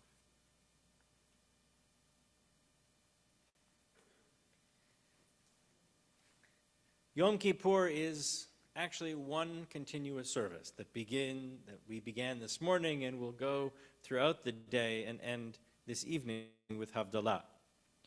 And so for this part of it, we'll end on page 318. Infinite source of goodness, help us to see the good in ourselves, in others, and in the world around us. Teach us to cultivate a discerning mind, to know right from wrong, and a listening heart open to love and forgiveness. Guide us to walk in your ways with integrity, ever faithful to the promises that our forebears made. And may your goodness inspire us to do what is just and right. Amen.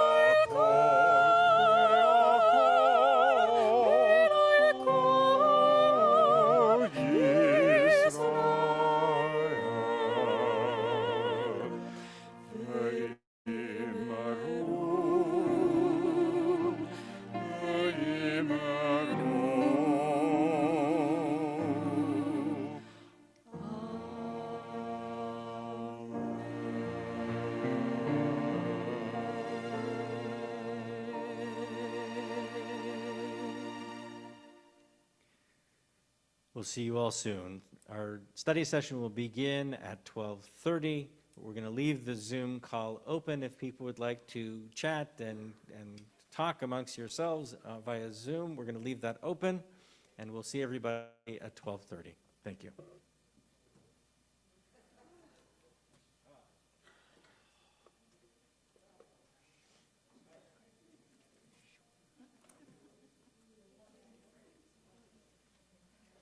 How are you? Hiya. Oh, that's okay. How are you doing? Good. You guys still have the cottage on the lake? At Edinburgh? Yeah. Yeah. Did you spend a lot of time there this summer, or no? Nice. Nice. Oh, okay. That's cool. Nice. All right, have a good day. See you later.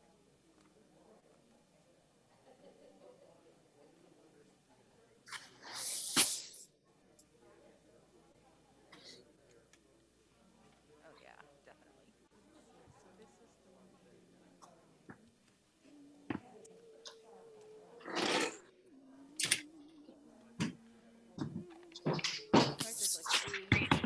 There's just like a few pieces in the first part. So yeah, that 3 o'clock healing service. Nope. We just do the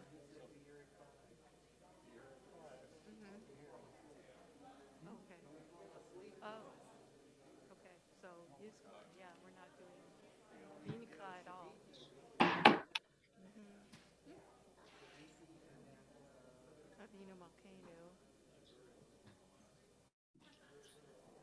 Yeah, we've got Avinu Malkeinu. Yeah. There's a. Yeah, that's it. Yeah. Yeah.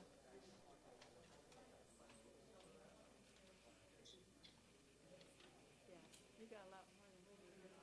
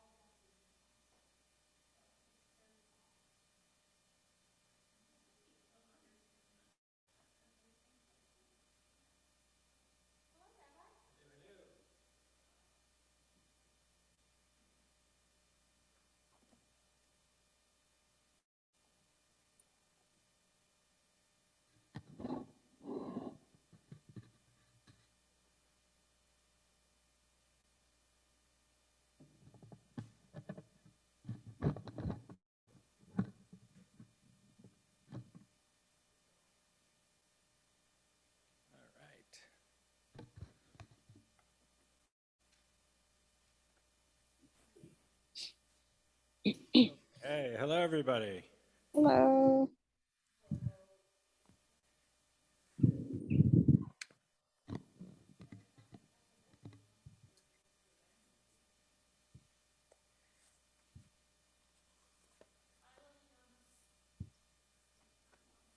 You can change it to gallery mode, and then you can see the folks.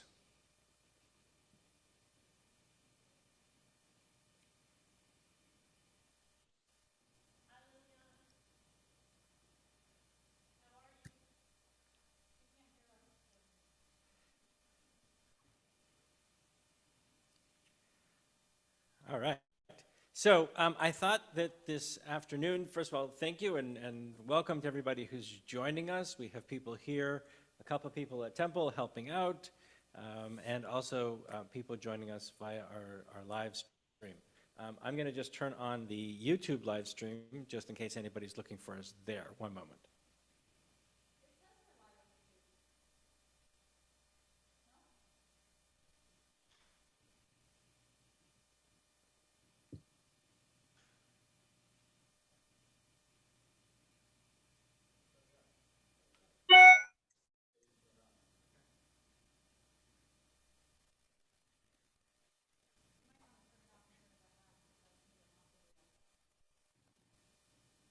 It doesn't matter. I mean, yes, it'll be long, but people can fast forward through it or whatever they want to do. Okay. So I'm going to try to manage this. We've got some people here in person who are helping, some people who are on Zoom, and some people who are on YouTube. So if you send a message, be patient because I may not be able to see it at any one time. So if any of you can see messages, also let me know, okay? Great. So Yom Kippur. This day of atonement, day of asking for forgiveness. It's really a journey that began last night, and now continues on through until we finish with Havdalah this evening. And throughout the day, we take a journey through this machzor, through this prayer book. Some of the prayers are familiar, and you'll notice them as we've gone through. And other of them are different, or there are some changes, or there are some additions. So I thought we would spend a little bit of time thinking about the actual text of some of the prayers, and then take a look at the Torah portion that we read this afternoon, as well, or this morning, as well as the Haftarah, which is sometimes has some interesting relations and points to it. So, okay. First of all, a question. Is there a particular prayer in the service that you found interesting, meaningful, different this year than perhaps in previous years? And you can enter that into the chat box, or Brad, go ahead. So nobody can hear you except for me. So you either come up here. You can use that one. So with the Untitled Chapter, growing up, it's always been gloom, doom, despair.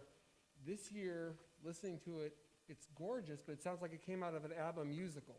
And it's a disconnect for me having this upbeat, almost rock music, doing one of the most dismal, depressing warning prayers that I grew up, almost trembling listening to. Mm-hmm. So for me, it was a big disconnect in the meaning of the prayer and the way it was presented. Okay, so, yeah, please. But you have to come up here.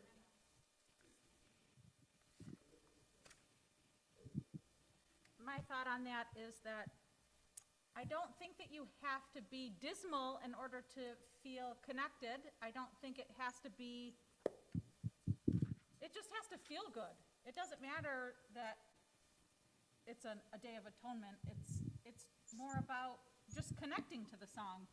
Because for me, listening to that, I felt like almost like a heartbeat when she would sing that. And it brought mindfulness to me. So let's take a look at it. It is one of the more difficult texts. So you can take, it's on page 208 if you want to take a look at it in your prayer book. Unatana tokef kedushat hayom, which is this familiar phrase. Let us proclaim the power of this day, and it is awesome and full of dread, was the way in which it was previously translated in many high holiday liturgies, right? And really, as Brad was kind of talking about, this was at least initially presented as this put the fear of God into you prayer, right?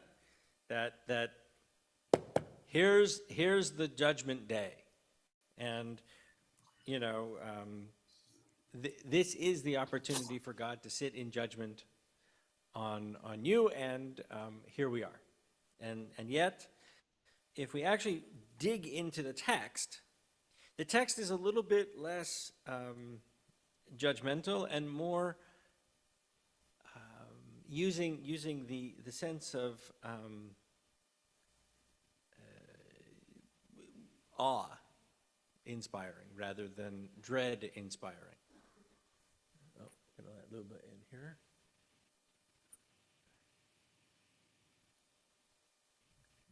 Okay. So the text of it does begin, you know, and it has this history in our lives sometimes with, you know, the way that the music used to, or some of the other musical presentations or formulations presented it, right? You know, this low and ominous kind of sound, right? But take a look at the actual words, right? Unatana tokef kedushat hayom. Proclaim this day, tokef. Proclaim it. Kedushat hayom, because it is a sacred and holy day. Ki hu nora va'ayon, because it is awesome and powerful. Now, Hebrew translations, you can, you know, play with them, of course. But if you think about it in that way, of it being a praise of God's power, the flow of it, as it's presented in this piece that Jesse does, which is actually Yair Rosenblum, I think was the composer, and what he tried to do was to take a sequence of prayers that included Unatana Tokef and Barosh Hashanah, and kind of weave them together into a musical whole. And the attempt was to dispense with the wagging finger doom and gloom, and yet go into a moment of thinking about God's power in the world around us. So when we think in the bottom of the paragraph there on 208, in truth, you are judge and plaintiff, counselor and witness. You inscribe and seal, you record and recount. This presents God as very immanent, right? God as being in control of our lives. God as the puppeteer, right? You know, literally, you have the image of God in the heavens, with pen and paper, writing down who is in, who is out, right? Making a list, checking it twice. Oh, different hole. But it is that image that initially comes to mind. But the rabbis, live in these two worlds, right? The world of, I'm going to admit everybody. the rabbis live in these two worlds, in the world of the text being literal and the text also being metaphoric. And so in this way, the rabbis kind of understand it as saying, look, sometimes we have to give up control, that we're not the ones who are in control of this, and that perhaps God has some kind of grand plan, perhaps not. Perhaps it is simply, that we just have to give up the control of it. Not that there may be some grand plan for it, but that we simply are not in the ones who are controlling it. You open the book of memories and it speaks for itself, and every human hand leaves its mark, an imprint like no other. And while we don't have control over it, we have influence on it. Right? We can influence. We can push ourselves in a particular direction this way or that way. We can maximize our opportunity. Right? We have this ability to create the goodness in our lives, and partly it's this sense of personal responsibility that we have on the entire day of Yom Kippur, right? If, in fact, we are just following along God's plan, then I don't have any responsibility. I don't have to worry about any decisions I make, right? I can do anything I want because whatever I do is God's plan. Otherwise, it wouldn't have happened, if that's the theology, right? But the text, almost all of Jewish tradition says that we're not fatalists in that way. We don't have this sense that God has designed the entire, every step of our lives, every part of our plan, and all we do is follow along. That's really not our sort of perspective. Never has been. It's always been that sense of partnership, that God may want us to go in a particular direction, but we have to choose the door. We have to open the door and walk through. And that's why Yom Kippur is powerful, because if it was simply us following along, we wouldn't need Yom Kippur. Why do I have to apologize for anything? If it's all God's plan, then God planned it. I don't have to apologize for it. It's just there. And yet, Yom Kippur is this powerful moment. This moment that we do apologize for, that we do think about, that we do wrestle with. And then the next part of it on page 210, which is really where it shifts, right? This is where the text kind of shifts its meaning, right? And so a great shofar will cry, uva shofar gadol yitaka.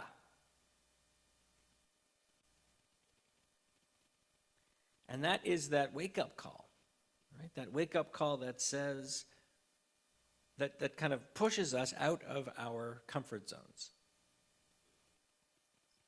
And then the text is this beautiful image. V'kol d'mama daka yishama. But you'll also hear that little voice inside you, which pushes you in other ways. So you have the big voices that surround us, that shofar gadol, that jarring, powerful, piercing noise that's outside. But we also have the inside voice. The inside voice that says, okay, how are you behaving? What are you doing? How are you responding? And it's this kind of compare and contrast between the shofar gadol and the d'mama daka, that still small voice, as it's often translated.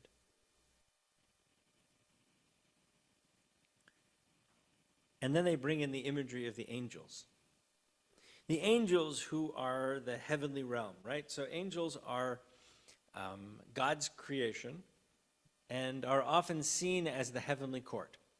So when God goes to create people, the text of Genesis tells us Na'aseh Adam b'tzalmenu. God says, let us create humans in our image. And of course, the rabbis are wondering what this means, and sometimes they say that it's a sense of the royal we, you know. We are not pleased, you know, as a king might say. But other times, they see it as God addressing the heavenly court, and God says, this is what we're going to do. And of course, the angels actually argue with God. Angels argue with God and say, look, don't create people. They're trouble. People are trouble. Why are people trouble? We've got double lubas. Okay. Why are people trouble? They think, and they have to make decisions. It's up to people to make decisions.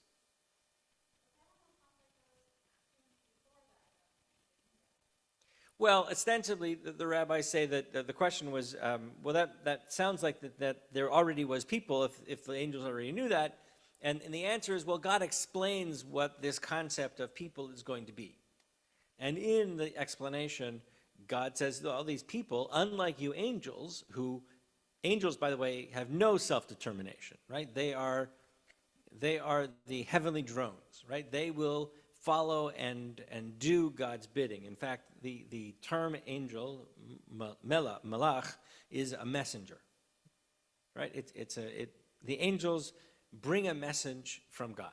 That's their job, right? They come when they're needed. They deliver their message.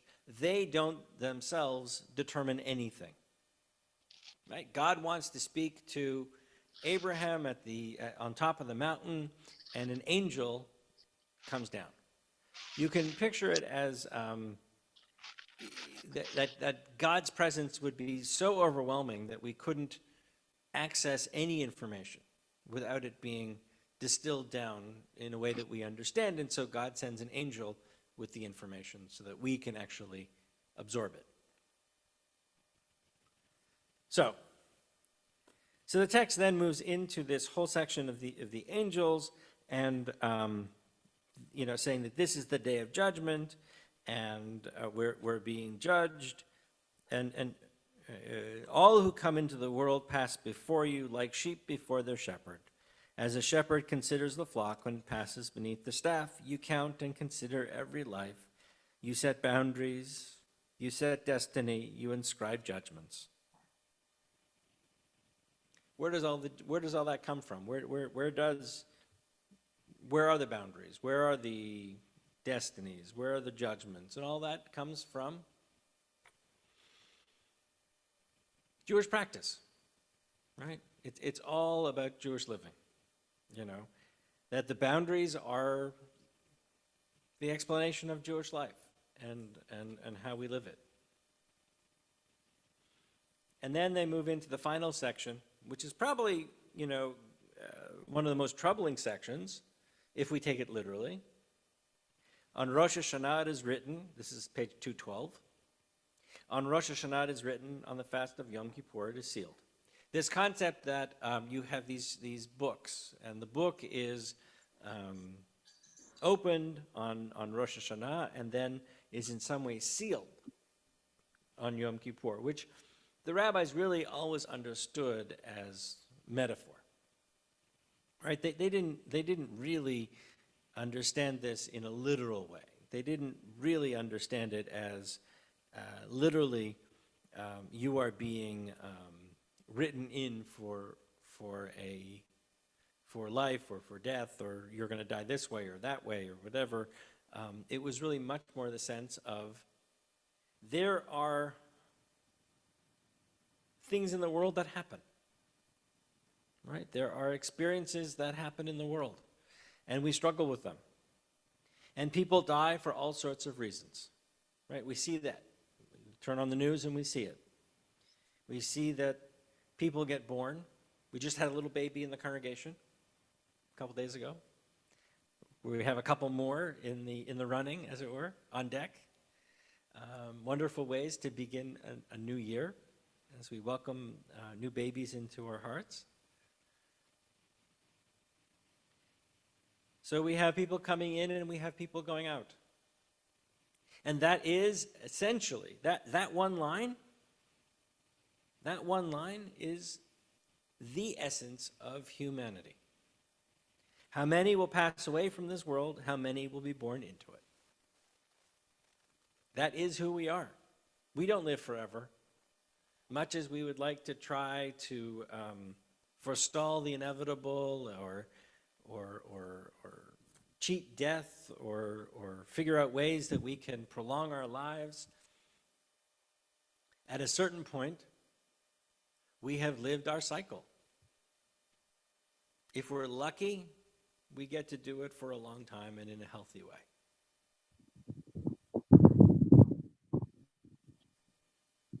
But it doesn't always necessarily happen. And because it doesn't necessarily happen, we know that people face challenges in lots of different ways, and then you have the enumeration of them, right? Who's going to continue to live? Who's going to die? Who's going to do that as they get old? And who might die younger? And then there's the list of potential tragedies, right? Fire, water, stoning, on and on. And that becomes this list of, in rabbinic school, they spent time teaching us how to lead services. And they said, make sure that you make eye contact with people during the service. Except for this one section of High Holiday Liturgy.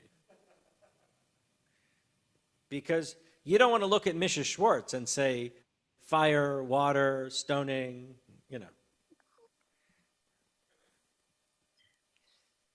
And so, but the text is there to kind of say, look, there are so many variables in our lives. We can't control any of it.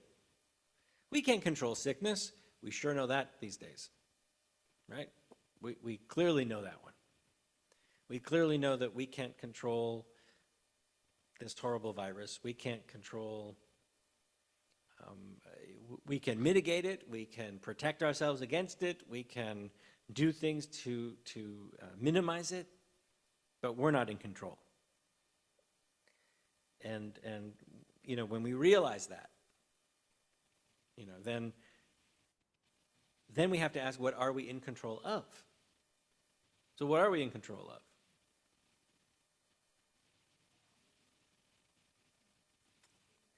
Ourselves, right, absolutely. We are in control of ourselves. I can't control the world around me. All I control is me. The only thing I can do is do what I think God wants me to do. And in doing so, I'm hoping to set a good example for others, correct. But beyond that, it's not. And if you look at page 214, which is the answer to what's my responsibility, how do I temper all of those things? Right? Utshuva, by being honest and repentant. Utfilah, through prayer, connection. Utstaka, and by doing good for other people. And all of this can make all that other stuff a little easier to deal with. It doesn't say it will get rid of it. Me'avirin et ro'ah hagzera. It tempers that judgment. It tempers the impact that all of those things may have.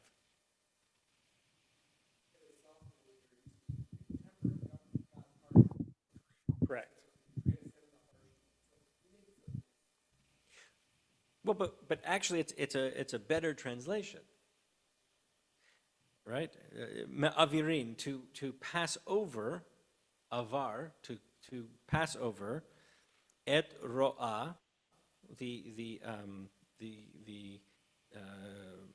difficult gezer, decree, right? To kind of bridge it a little bit. So when the text says, transcend the harshness of the decree, that's really what it is. It's how do we get over it?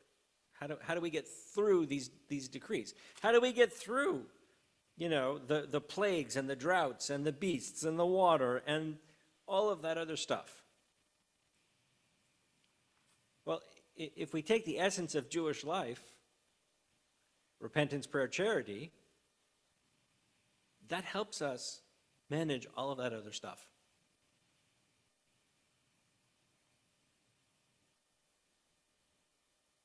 So I don't know if that helps. But it also is a way to, present that text, especially through the music, that kind of takes us on that journey. It was written not so long ago. I forgot when it was written, but it's a pretty brilliant piece, actually, musically. And it has a number of different changes and modalities to it. It's really, really neat. But, okay. Other ideas? Other areas of struggle or questioning in the text that you may have heard? Maybe somebody who's joining us on Zoom can jump in.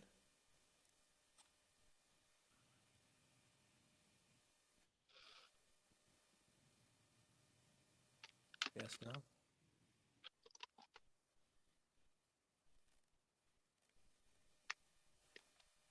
Well, one of the ones that I think that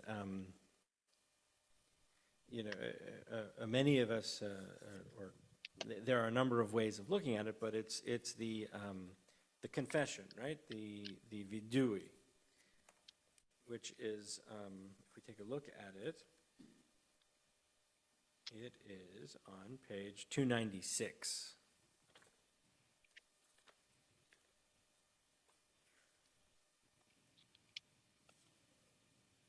Sorry?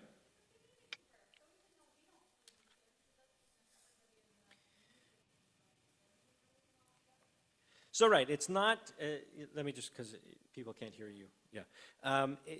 It's a sense that it is communal. First of all, we stand together, and it's not like we take attendance, right? Okay, hands up if you have eaten too much. Hands up if you have said nasty things. Hands up if you, right? Right, yes, to some degree. But yet we stand together, and as a community we say, we've done this, we've done this, we've done this, and we've done that. No, I may or may not have done this. It's not like a checklist. It's not like you're supposed to make sure that you've done all these sins so that when you come here,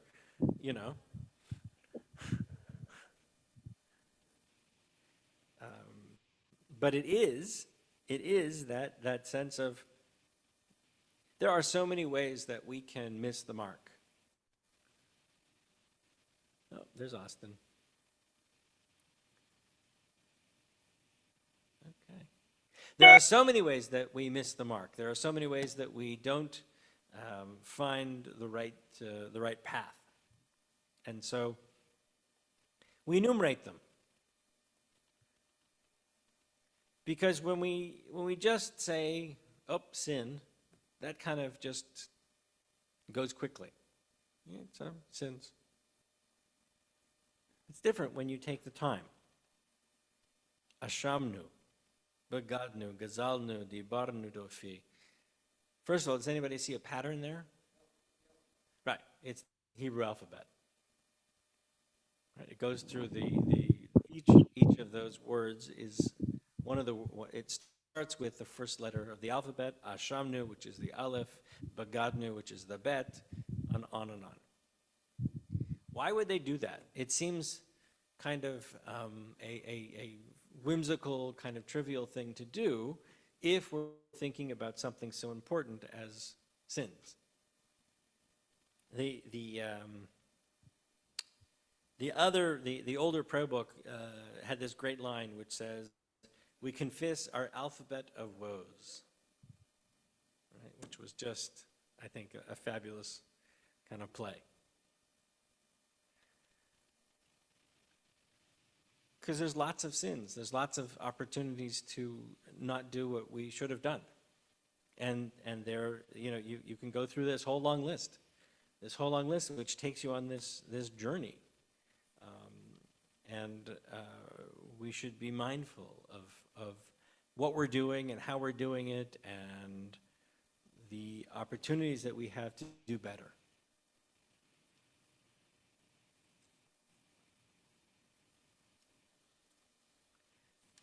As it goes through, and actually the way the liturgical choreography that goes along with it is powerful as well, right? Because we rise, so that's already saying this is important, right? Because whenever we're doing an important prayer, we're usually standing.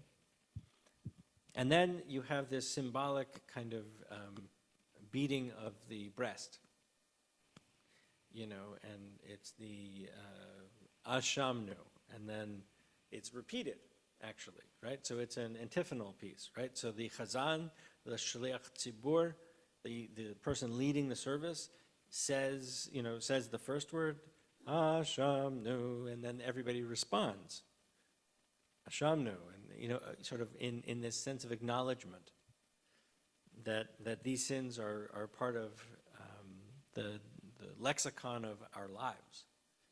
And so we essentially do this sense of that it physically pains us. So Austin just figured out how to get onto Zoom, and he's been on YouTube. That's great. Okay, well, welcome. If people are making comments. Sorry, go ahead. I have a question about after what we just talked about, that list of things that are so dramatic, so over the top. Why is it that kind of list and not everyday kinds of things? Why does it have to be so dramatic? Or what is it trying to tell us? So often the rabbis will choose an extreme, a series of extreme examples, right? So rather than say, I didn't quite tell the truth when my friend said, do you like my dress? And so it was a little bit of a white lie. It will say deceit, giving the extremes. Sort of giving the idea that if the extremes are presented, then we can deduce from that the more minor offenses would also be things that would be prohibited. Does that help? That's kind of what I figured. But it when you're reading it, it almost tempts you to go, no, that doesn't, no, I don't do that. No, that one. But yeah, I do that. Right. This is not meant to be a checklist. Mm-hmm. Right? It's really not meant to be a checklist, but it is meant to be a sense of a series of examples, right? Things that we should steer clear of.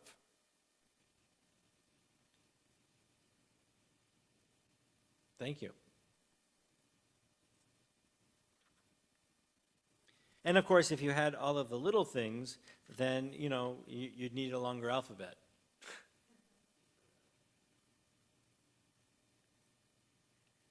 And I think they're trying to be dramatic, right? I think the liturgists were trying to be dramatic. And, this one, as well as Untitled Chapter, is written, Middle Ages or so. And what we don't have in this text, that's missing out of, or that we have edited out of ours, is the Martyrology service, actually. The Martyrology service for Yom Kippur, then it would be, it has a whole series of stories about Rabbi Akiva being burned at the stake and all of that kind of stuff, which is, these horrible things. There is a chat here from Mike saying if you go with the everyday sins, it would be a longer list. Exactly. As I said, you need to have to repeat the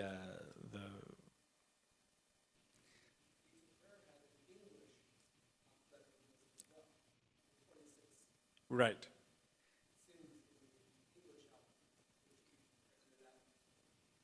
Right. The Gates of Repentance, which was the red volume, had this list of English ones that correlated to an English acrostic or an English list.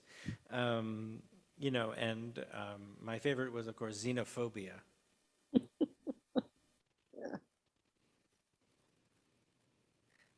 You know, as they tried to sort of shoehorn this list together. And I think basically people thought it was a bit like, you know, it tried too hard, which I think was true. I think it just did. You know, because of course then we had to explain what xenophobia was. And good. Yeah, but the good part of that is that no kid ever forgot what the meaning of xenophobia was. That's true. That's where we all learned it. Yep. And you know, it's interesting, just the size of the prayer book, if you think about it, right? So the Gates of Prayer is smaller than this. And this is one of the 2 volumes that we have for the High Holiday Prayer Book set these days. So there's a smaller one that's Rosh Hashanah, and then this longer version that's Yom Kippur. And part of the reason is there is a ton of interpretive material that is here, right? So if you actually look at the text, on this side, you have the traditional material with almost a sort of more or less faithful translation, and then on this side you have interpretive material. And there are lots of different possibilities for interpretive material that sort of help us kind of gain a better understanding of what the liturgy is trying to say, or at least kind of what we think the liturgy is trying to say. And we'll see how that you know, speaks to us through the years. I suspect, like most other things in Jewish life, the time frame that we have held on to prayer books has reduced significantly. So the Union Prayer Book, which was first created by Isaac Mayer Wise in the 1870s, lasted about 100 years. The next one, which was the Gates of Prayer, which was the larger blue volume, was done in the 1970s, and by the 90s, it was already being replaced. And then you have the Mishkan series. So you had the Gates series, which was, you know, there was Gates of Prayer for Shabbat and the rest of the week. There were the Gates of Repentance for the High Holidays, Gates of the House for home, Gates of Mitzvah for, you know, practices, and all these. This is the Gates series, right? Gates of Forgiveness for Slichot, Gates of Prayer for morning, for Shiva Minyan, etc., in somebody's home, that kind of thing. And then you shifted in the late 90s, early 2000s, you began to shift to what we have now, which is the Mishkan series. And so you have Mishkan Tefillah for Shabbat and the holidays, and you have Mishkan HaNefesh for holidays, for the high holidays. So Mishkan Tefillah is a Mishkan is a sacred place, usually referred to the desert sanctuary, the Mishkan in the desert. As the people were wandering, they would build or pray at the Mishkan. And so it's this Mishkan Tefillah is the sacred place of prayer. And then for high holidays, you have Mishkan HaNefesh, so the sacred place of our souls. So it's an interesting kind of term. And there's other ones that connect to it also. There's one for Slichot and for the House of Mourning and for Seder, Passover Seder, and on and on. So now we're into this, and it'll be interesting to see how long we hold on to this one, or whether it becomes something that becomes much more fluid. I actually predict that we'll go away from prayer books altogether, and we'll just have tablets, and then we can change it anytime you want to change it. But I don't think we're quite there. I think people still like the physicality of holding a book, which I certainly do. Let's take a look at the text of this morning's page 258 or so, which is the Torah reading.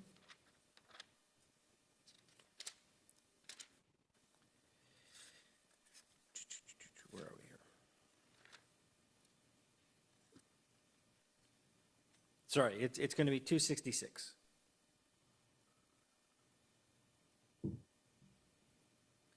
And the Reform movement has, over the years, changed the various different Torah readings that are done for the holidays, including this one. We excerpted some of the sections out because they were uncomfortable. So it begins, Atem nitzavim hayom kulchem. You stand here today, all of you, in the presence of God. All of your leaders and your tribal heads and everybody, man, woman, child, every person in Israel, including anybody who is not necessarily Israelite but happens to be with you. Everybody from the important people to the schleppers, the ones who just cut wood and bring up water. And all of us are entering into this covenant between God and the Jewish people today. And the covenant works like this. We are Israel, God is God, and that's the relationship. That we have this sense of, we understand God to be our God, and God understands us to be the people of Israel and connected to God. And then it goes on with this kind of quirky line that says, not with you alone do I make this covenant and this oath, but with each one who stands here among us this day in the presence of Adonai our God, and with each one who is not here among us this day, meaning that there is a generational inheritance that kind of gets passed down through this. Right? It's not simply just us. It's a much larger conversation. It's a much larger group than simply the people who are standing at Sinai in this particular moment. Right? It includes also every future generation. Everybody who is ever going to be also enters into this covenant, which is somewhat problematic, actually, because can you enter into an agreement on behalf of somebody else that isn't even born yet? It's a trick. All right? And yet the text is also saying, okay, look, we don't have to, this is an eternal experience. This is not something that is related to an individual. Unlike the covenants that existed between God and Abraham and God and Isaac and God and Jacob, and those were individual. Noah, those are individual. This is communal. So this covenant doesn't exist between people and God, or a person and God. This exists between the corporate Israel, the collective Israel, and God. So at the same time that we are each individually standing nitzavim, we are also nitzavim as a whole.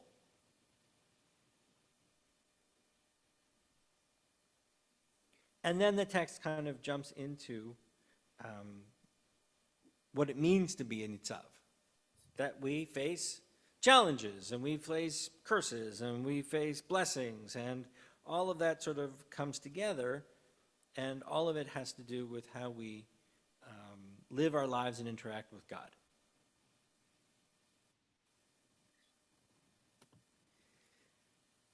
And then just when we think that this is just so complicated and we can't deal with it anymore, we get to this verse 11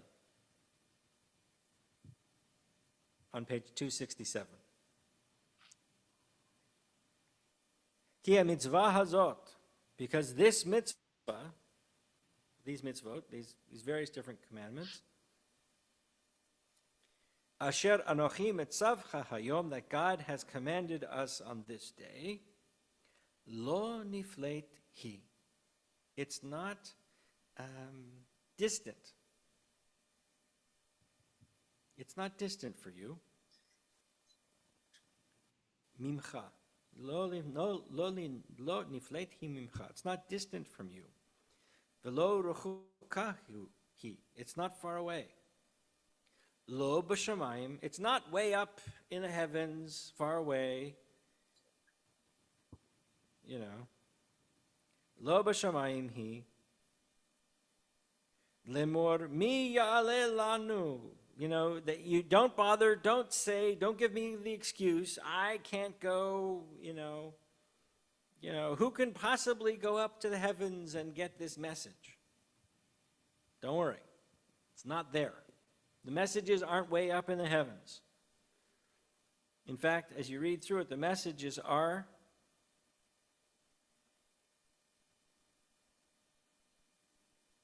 right, verse 13, where the messages, it's not across the sea, and it's you can't say, you know, who's going to go far away and get it? No. Verse 14, no, it's very near to you. It's actually in our own mouths and in our own hearts. And we have the ability to do them. Again, reinforcing that sense of who's responsible for all of this? We are.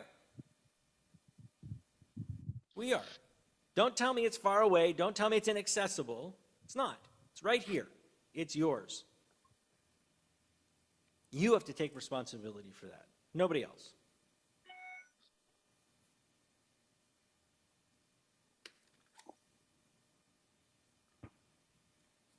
Because God is placing before you this day, verse 15, behold, this day I place before you life and death. Right? Before I place before you life and well-being, death and hardship, that I command you this day to love Adonai and walk in the ways of your God, to observe the mitzvot, laws and judgments, so you may live and flourish, blessed by Adonai your God in the land that is about to be yours. Text isn't really saying, okay, if you behave, here's your reward. It's not true. We know that, right? We know that. We see people who make bad choices and don't seem to be punished. We see people who live beautiful, wholesome lives and suffer horribly. We see it, the rabbi saw it thousands of years ago. This is not a new observance. And so if it's not new, then we have to also ask the question, well, how did they understand it? Or what do they understand about it? Because they weren't naive. They were insightful. In fact, sometimes they're more insightful than we moderns are, because they had more time to think. Often I struggle with how much time we don't spend just thinking. Right? We have, in our pockets, we have access to so much information through our cell phones and internet connections and all of that, which means that we don't actually ever, not that we don't ever, but the temptation is not to actually think about things in our own ways and just let those sort of ponder through our heads a little. Dream time. Contemplation. We just want the answer. So we look it up. What's the answer? Let's look it up. Instead of actually saying, well, what are the possibilities?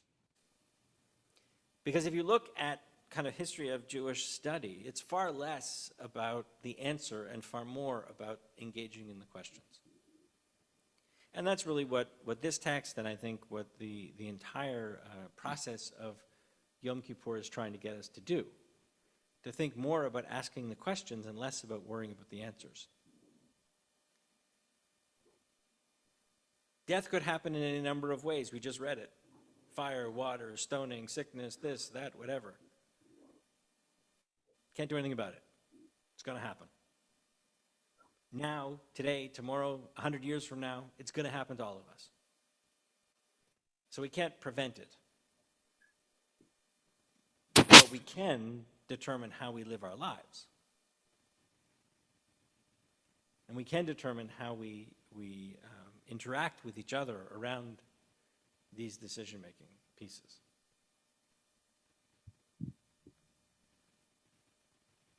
So, comments? I've done a lot of talking.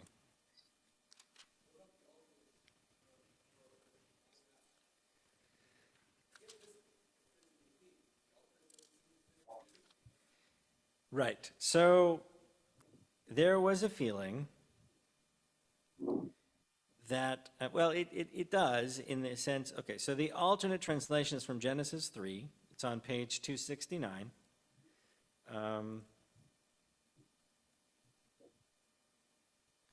And it's about taking responsibility, right? It's about, it's a story of Cain and Abel. And the idea that, Cain doesn't take responsibility for killing his brother Abel, right, until the end. And so, it was chosen, I think, to create a more narrative passage. That the Deuteronomy section, first of all, the Deuteronomy section had to be edited because we didn't like. So if you look at the first part of it is Deuteronomy 29 verses 9 to 14, and then we jump and we skip to chapter 30 verse 1. So there's a whole section of Deuteronomy that we kind of skip out because you don't really like its content. And so some of the people felt, well, if you don't really like that, and in effect, this talks about, it can be read in this quid pro quo sort of more literal way, that if you do this, then you get this. And there was a feeling that some people didn't like that sense, and they wanted a more human story that spoke to taking ownership and responsibility for your actions in a direct way. And so they chose the text of Cain and Abel.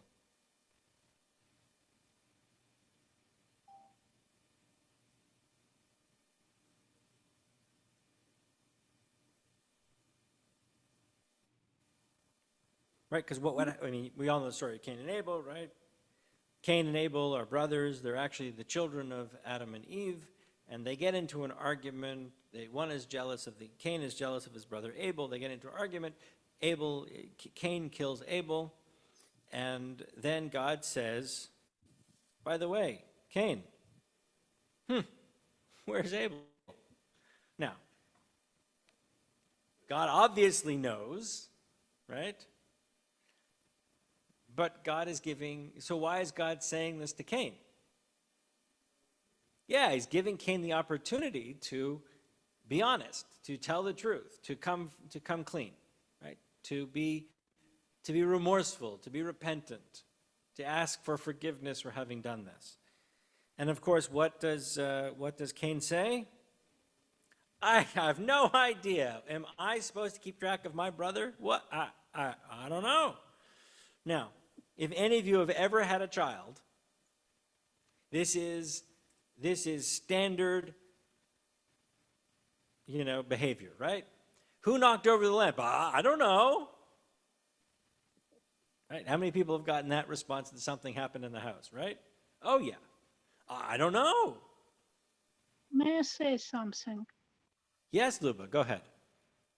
Everybody looking into the Cain like he knows what he done, but he is among first people. He may not seen the death before, and he don't really understand what happened to his brother. He know he stopped moving, but he don't know the meaning of the word of the being dead. So he really don't know what happened when he answered. Because every one of us know what is death, and because of that, we assume that he knew. But it is very huge possibility he really don't know what happened. As we sometimes we're doing things, but we don't understand what happened and why this happened. And I just give chance to look from different position She may not know what happened. She knows he stopped moving, but what happened with him? Will he gonna move again or not? She don't understand it. Right, so when he attacks him, when Cain attacks Abel in verse 8, right, he's not necessarily aware, or he doesn't necessarily appreciate what the implications of his actions are going to be. Right? He doesn't know that when he attacks him, he could kill him, or what killing him might be. Right? He has no experience with it, right? He has no idea. Yes. And yet, there's something that he's hiding because he says to God, I have no idea where he is. Now, that could be metaphoric. We can play with this and extend Luba's ideas a little bit, and we can say, I don't know why he's not moving. I don't know what happened to him. You know? But then God teaches him.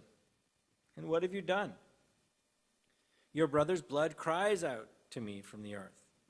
And now you are cursed by the very earth that opened its mouth to take your brother's blood from your hand. Coffee, silly. When you till the soil, Coffee. it's not going to work for you anymore. That's okay. I was dumping it out. I know, it sounded really loud. Oh. Yeah, Mom, you have to mute if you're going to have That was conversation. really loud. So, Cain is not necessarily so aware or conscious of what he's done, although he has this, he's kind of hiding it from God in some way, and then he's got to deal with the punishments and the repercussions of it. And he says to God, what does he say to God after God says, this is your punishment? I can't, it's too much. I can't bear it.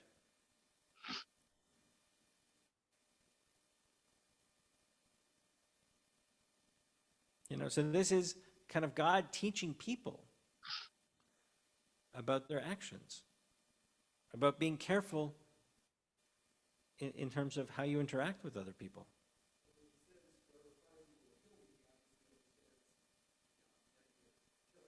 Right. Now. Right. So we bring that to light. So. No, because the eye for eye, tooth for tooth is about monetary compensation, right? It's not actually, you know, about taking somebody's tooth out if they knock your tooth out, right? So it's appropriate compensation, in fact, because it's in that whole thing around compensation. So you should be justly compensated. If you lose a tooth, you should be compensated for having lost a tooth, not for you know, something that is much more important, right? So, which I think a lot of our modern jurisprudence could learn from, you know, not awarding, you know, $1 million awards to people because they got their tooth knocked out, right? That it has to be commensurate with what's going on. Yeah, so, okay, everybody. We will begin our healing service at 3 o'clock. It's now 1:30, so you have a chance to take a breath, go for a walk, relax a little, and we'll see you all back here at 3 o'clock. Take care.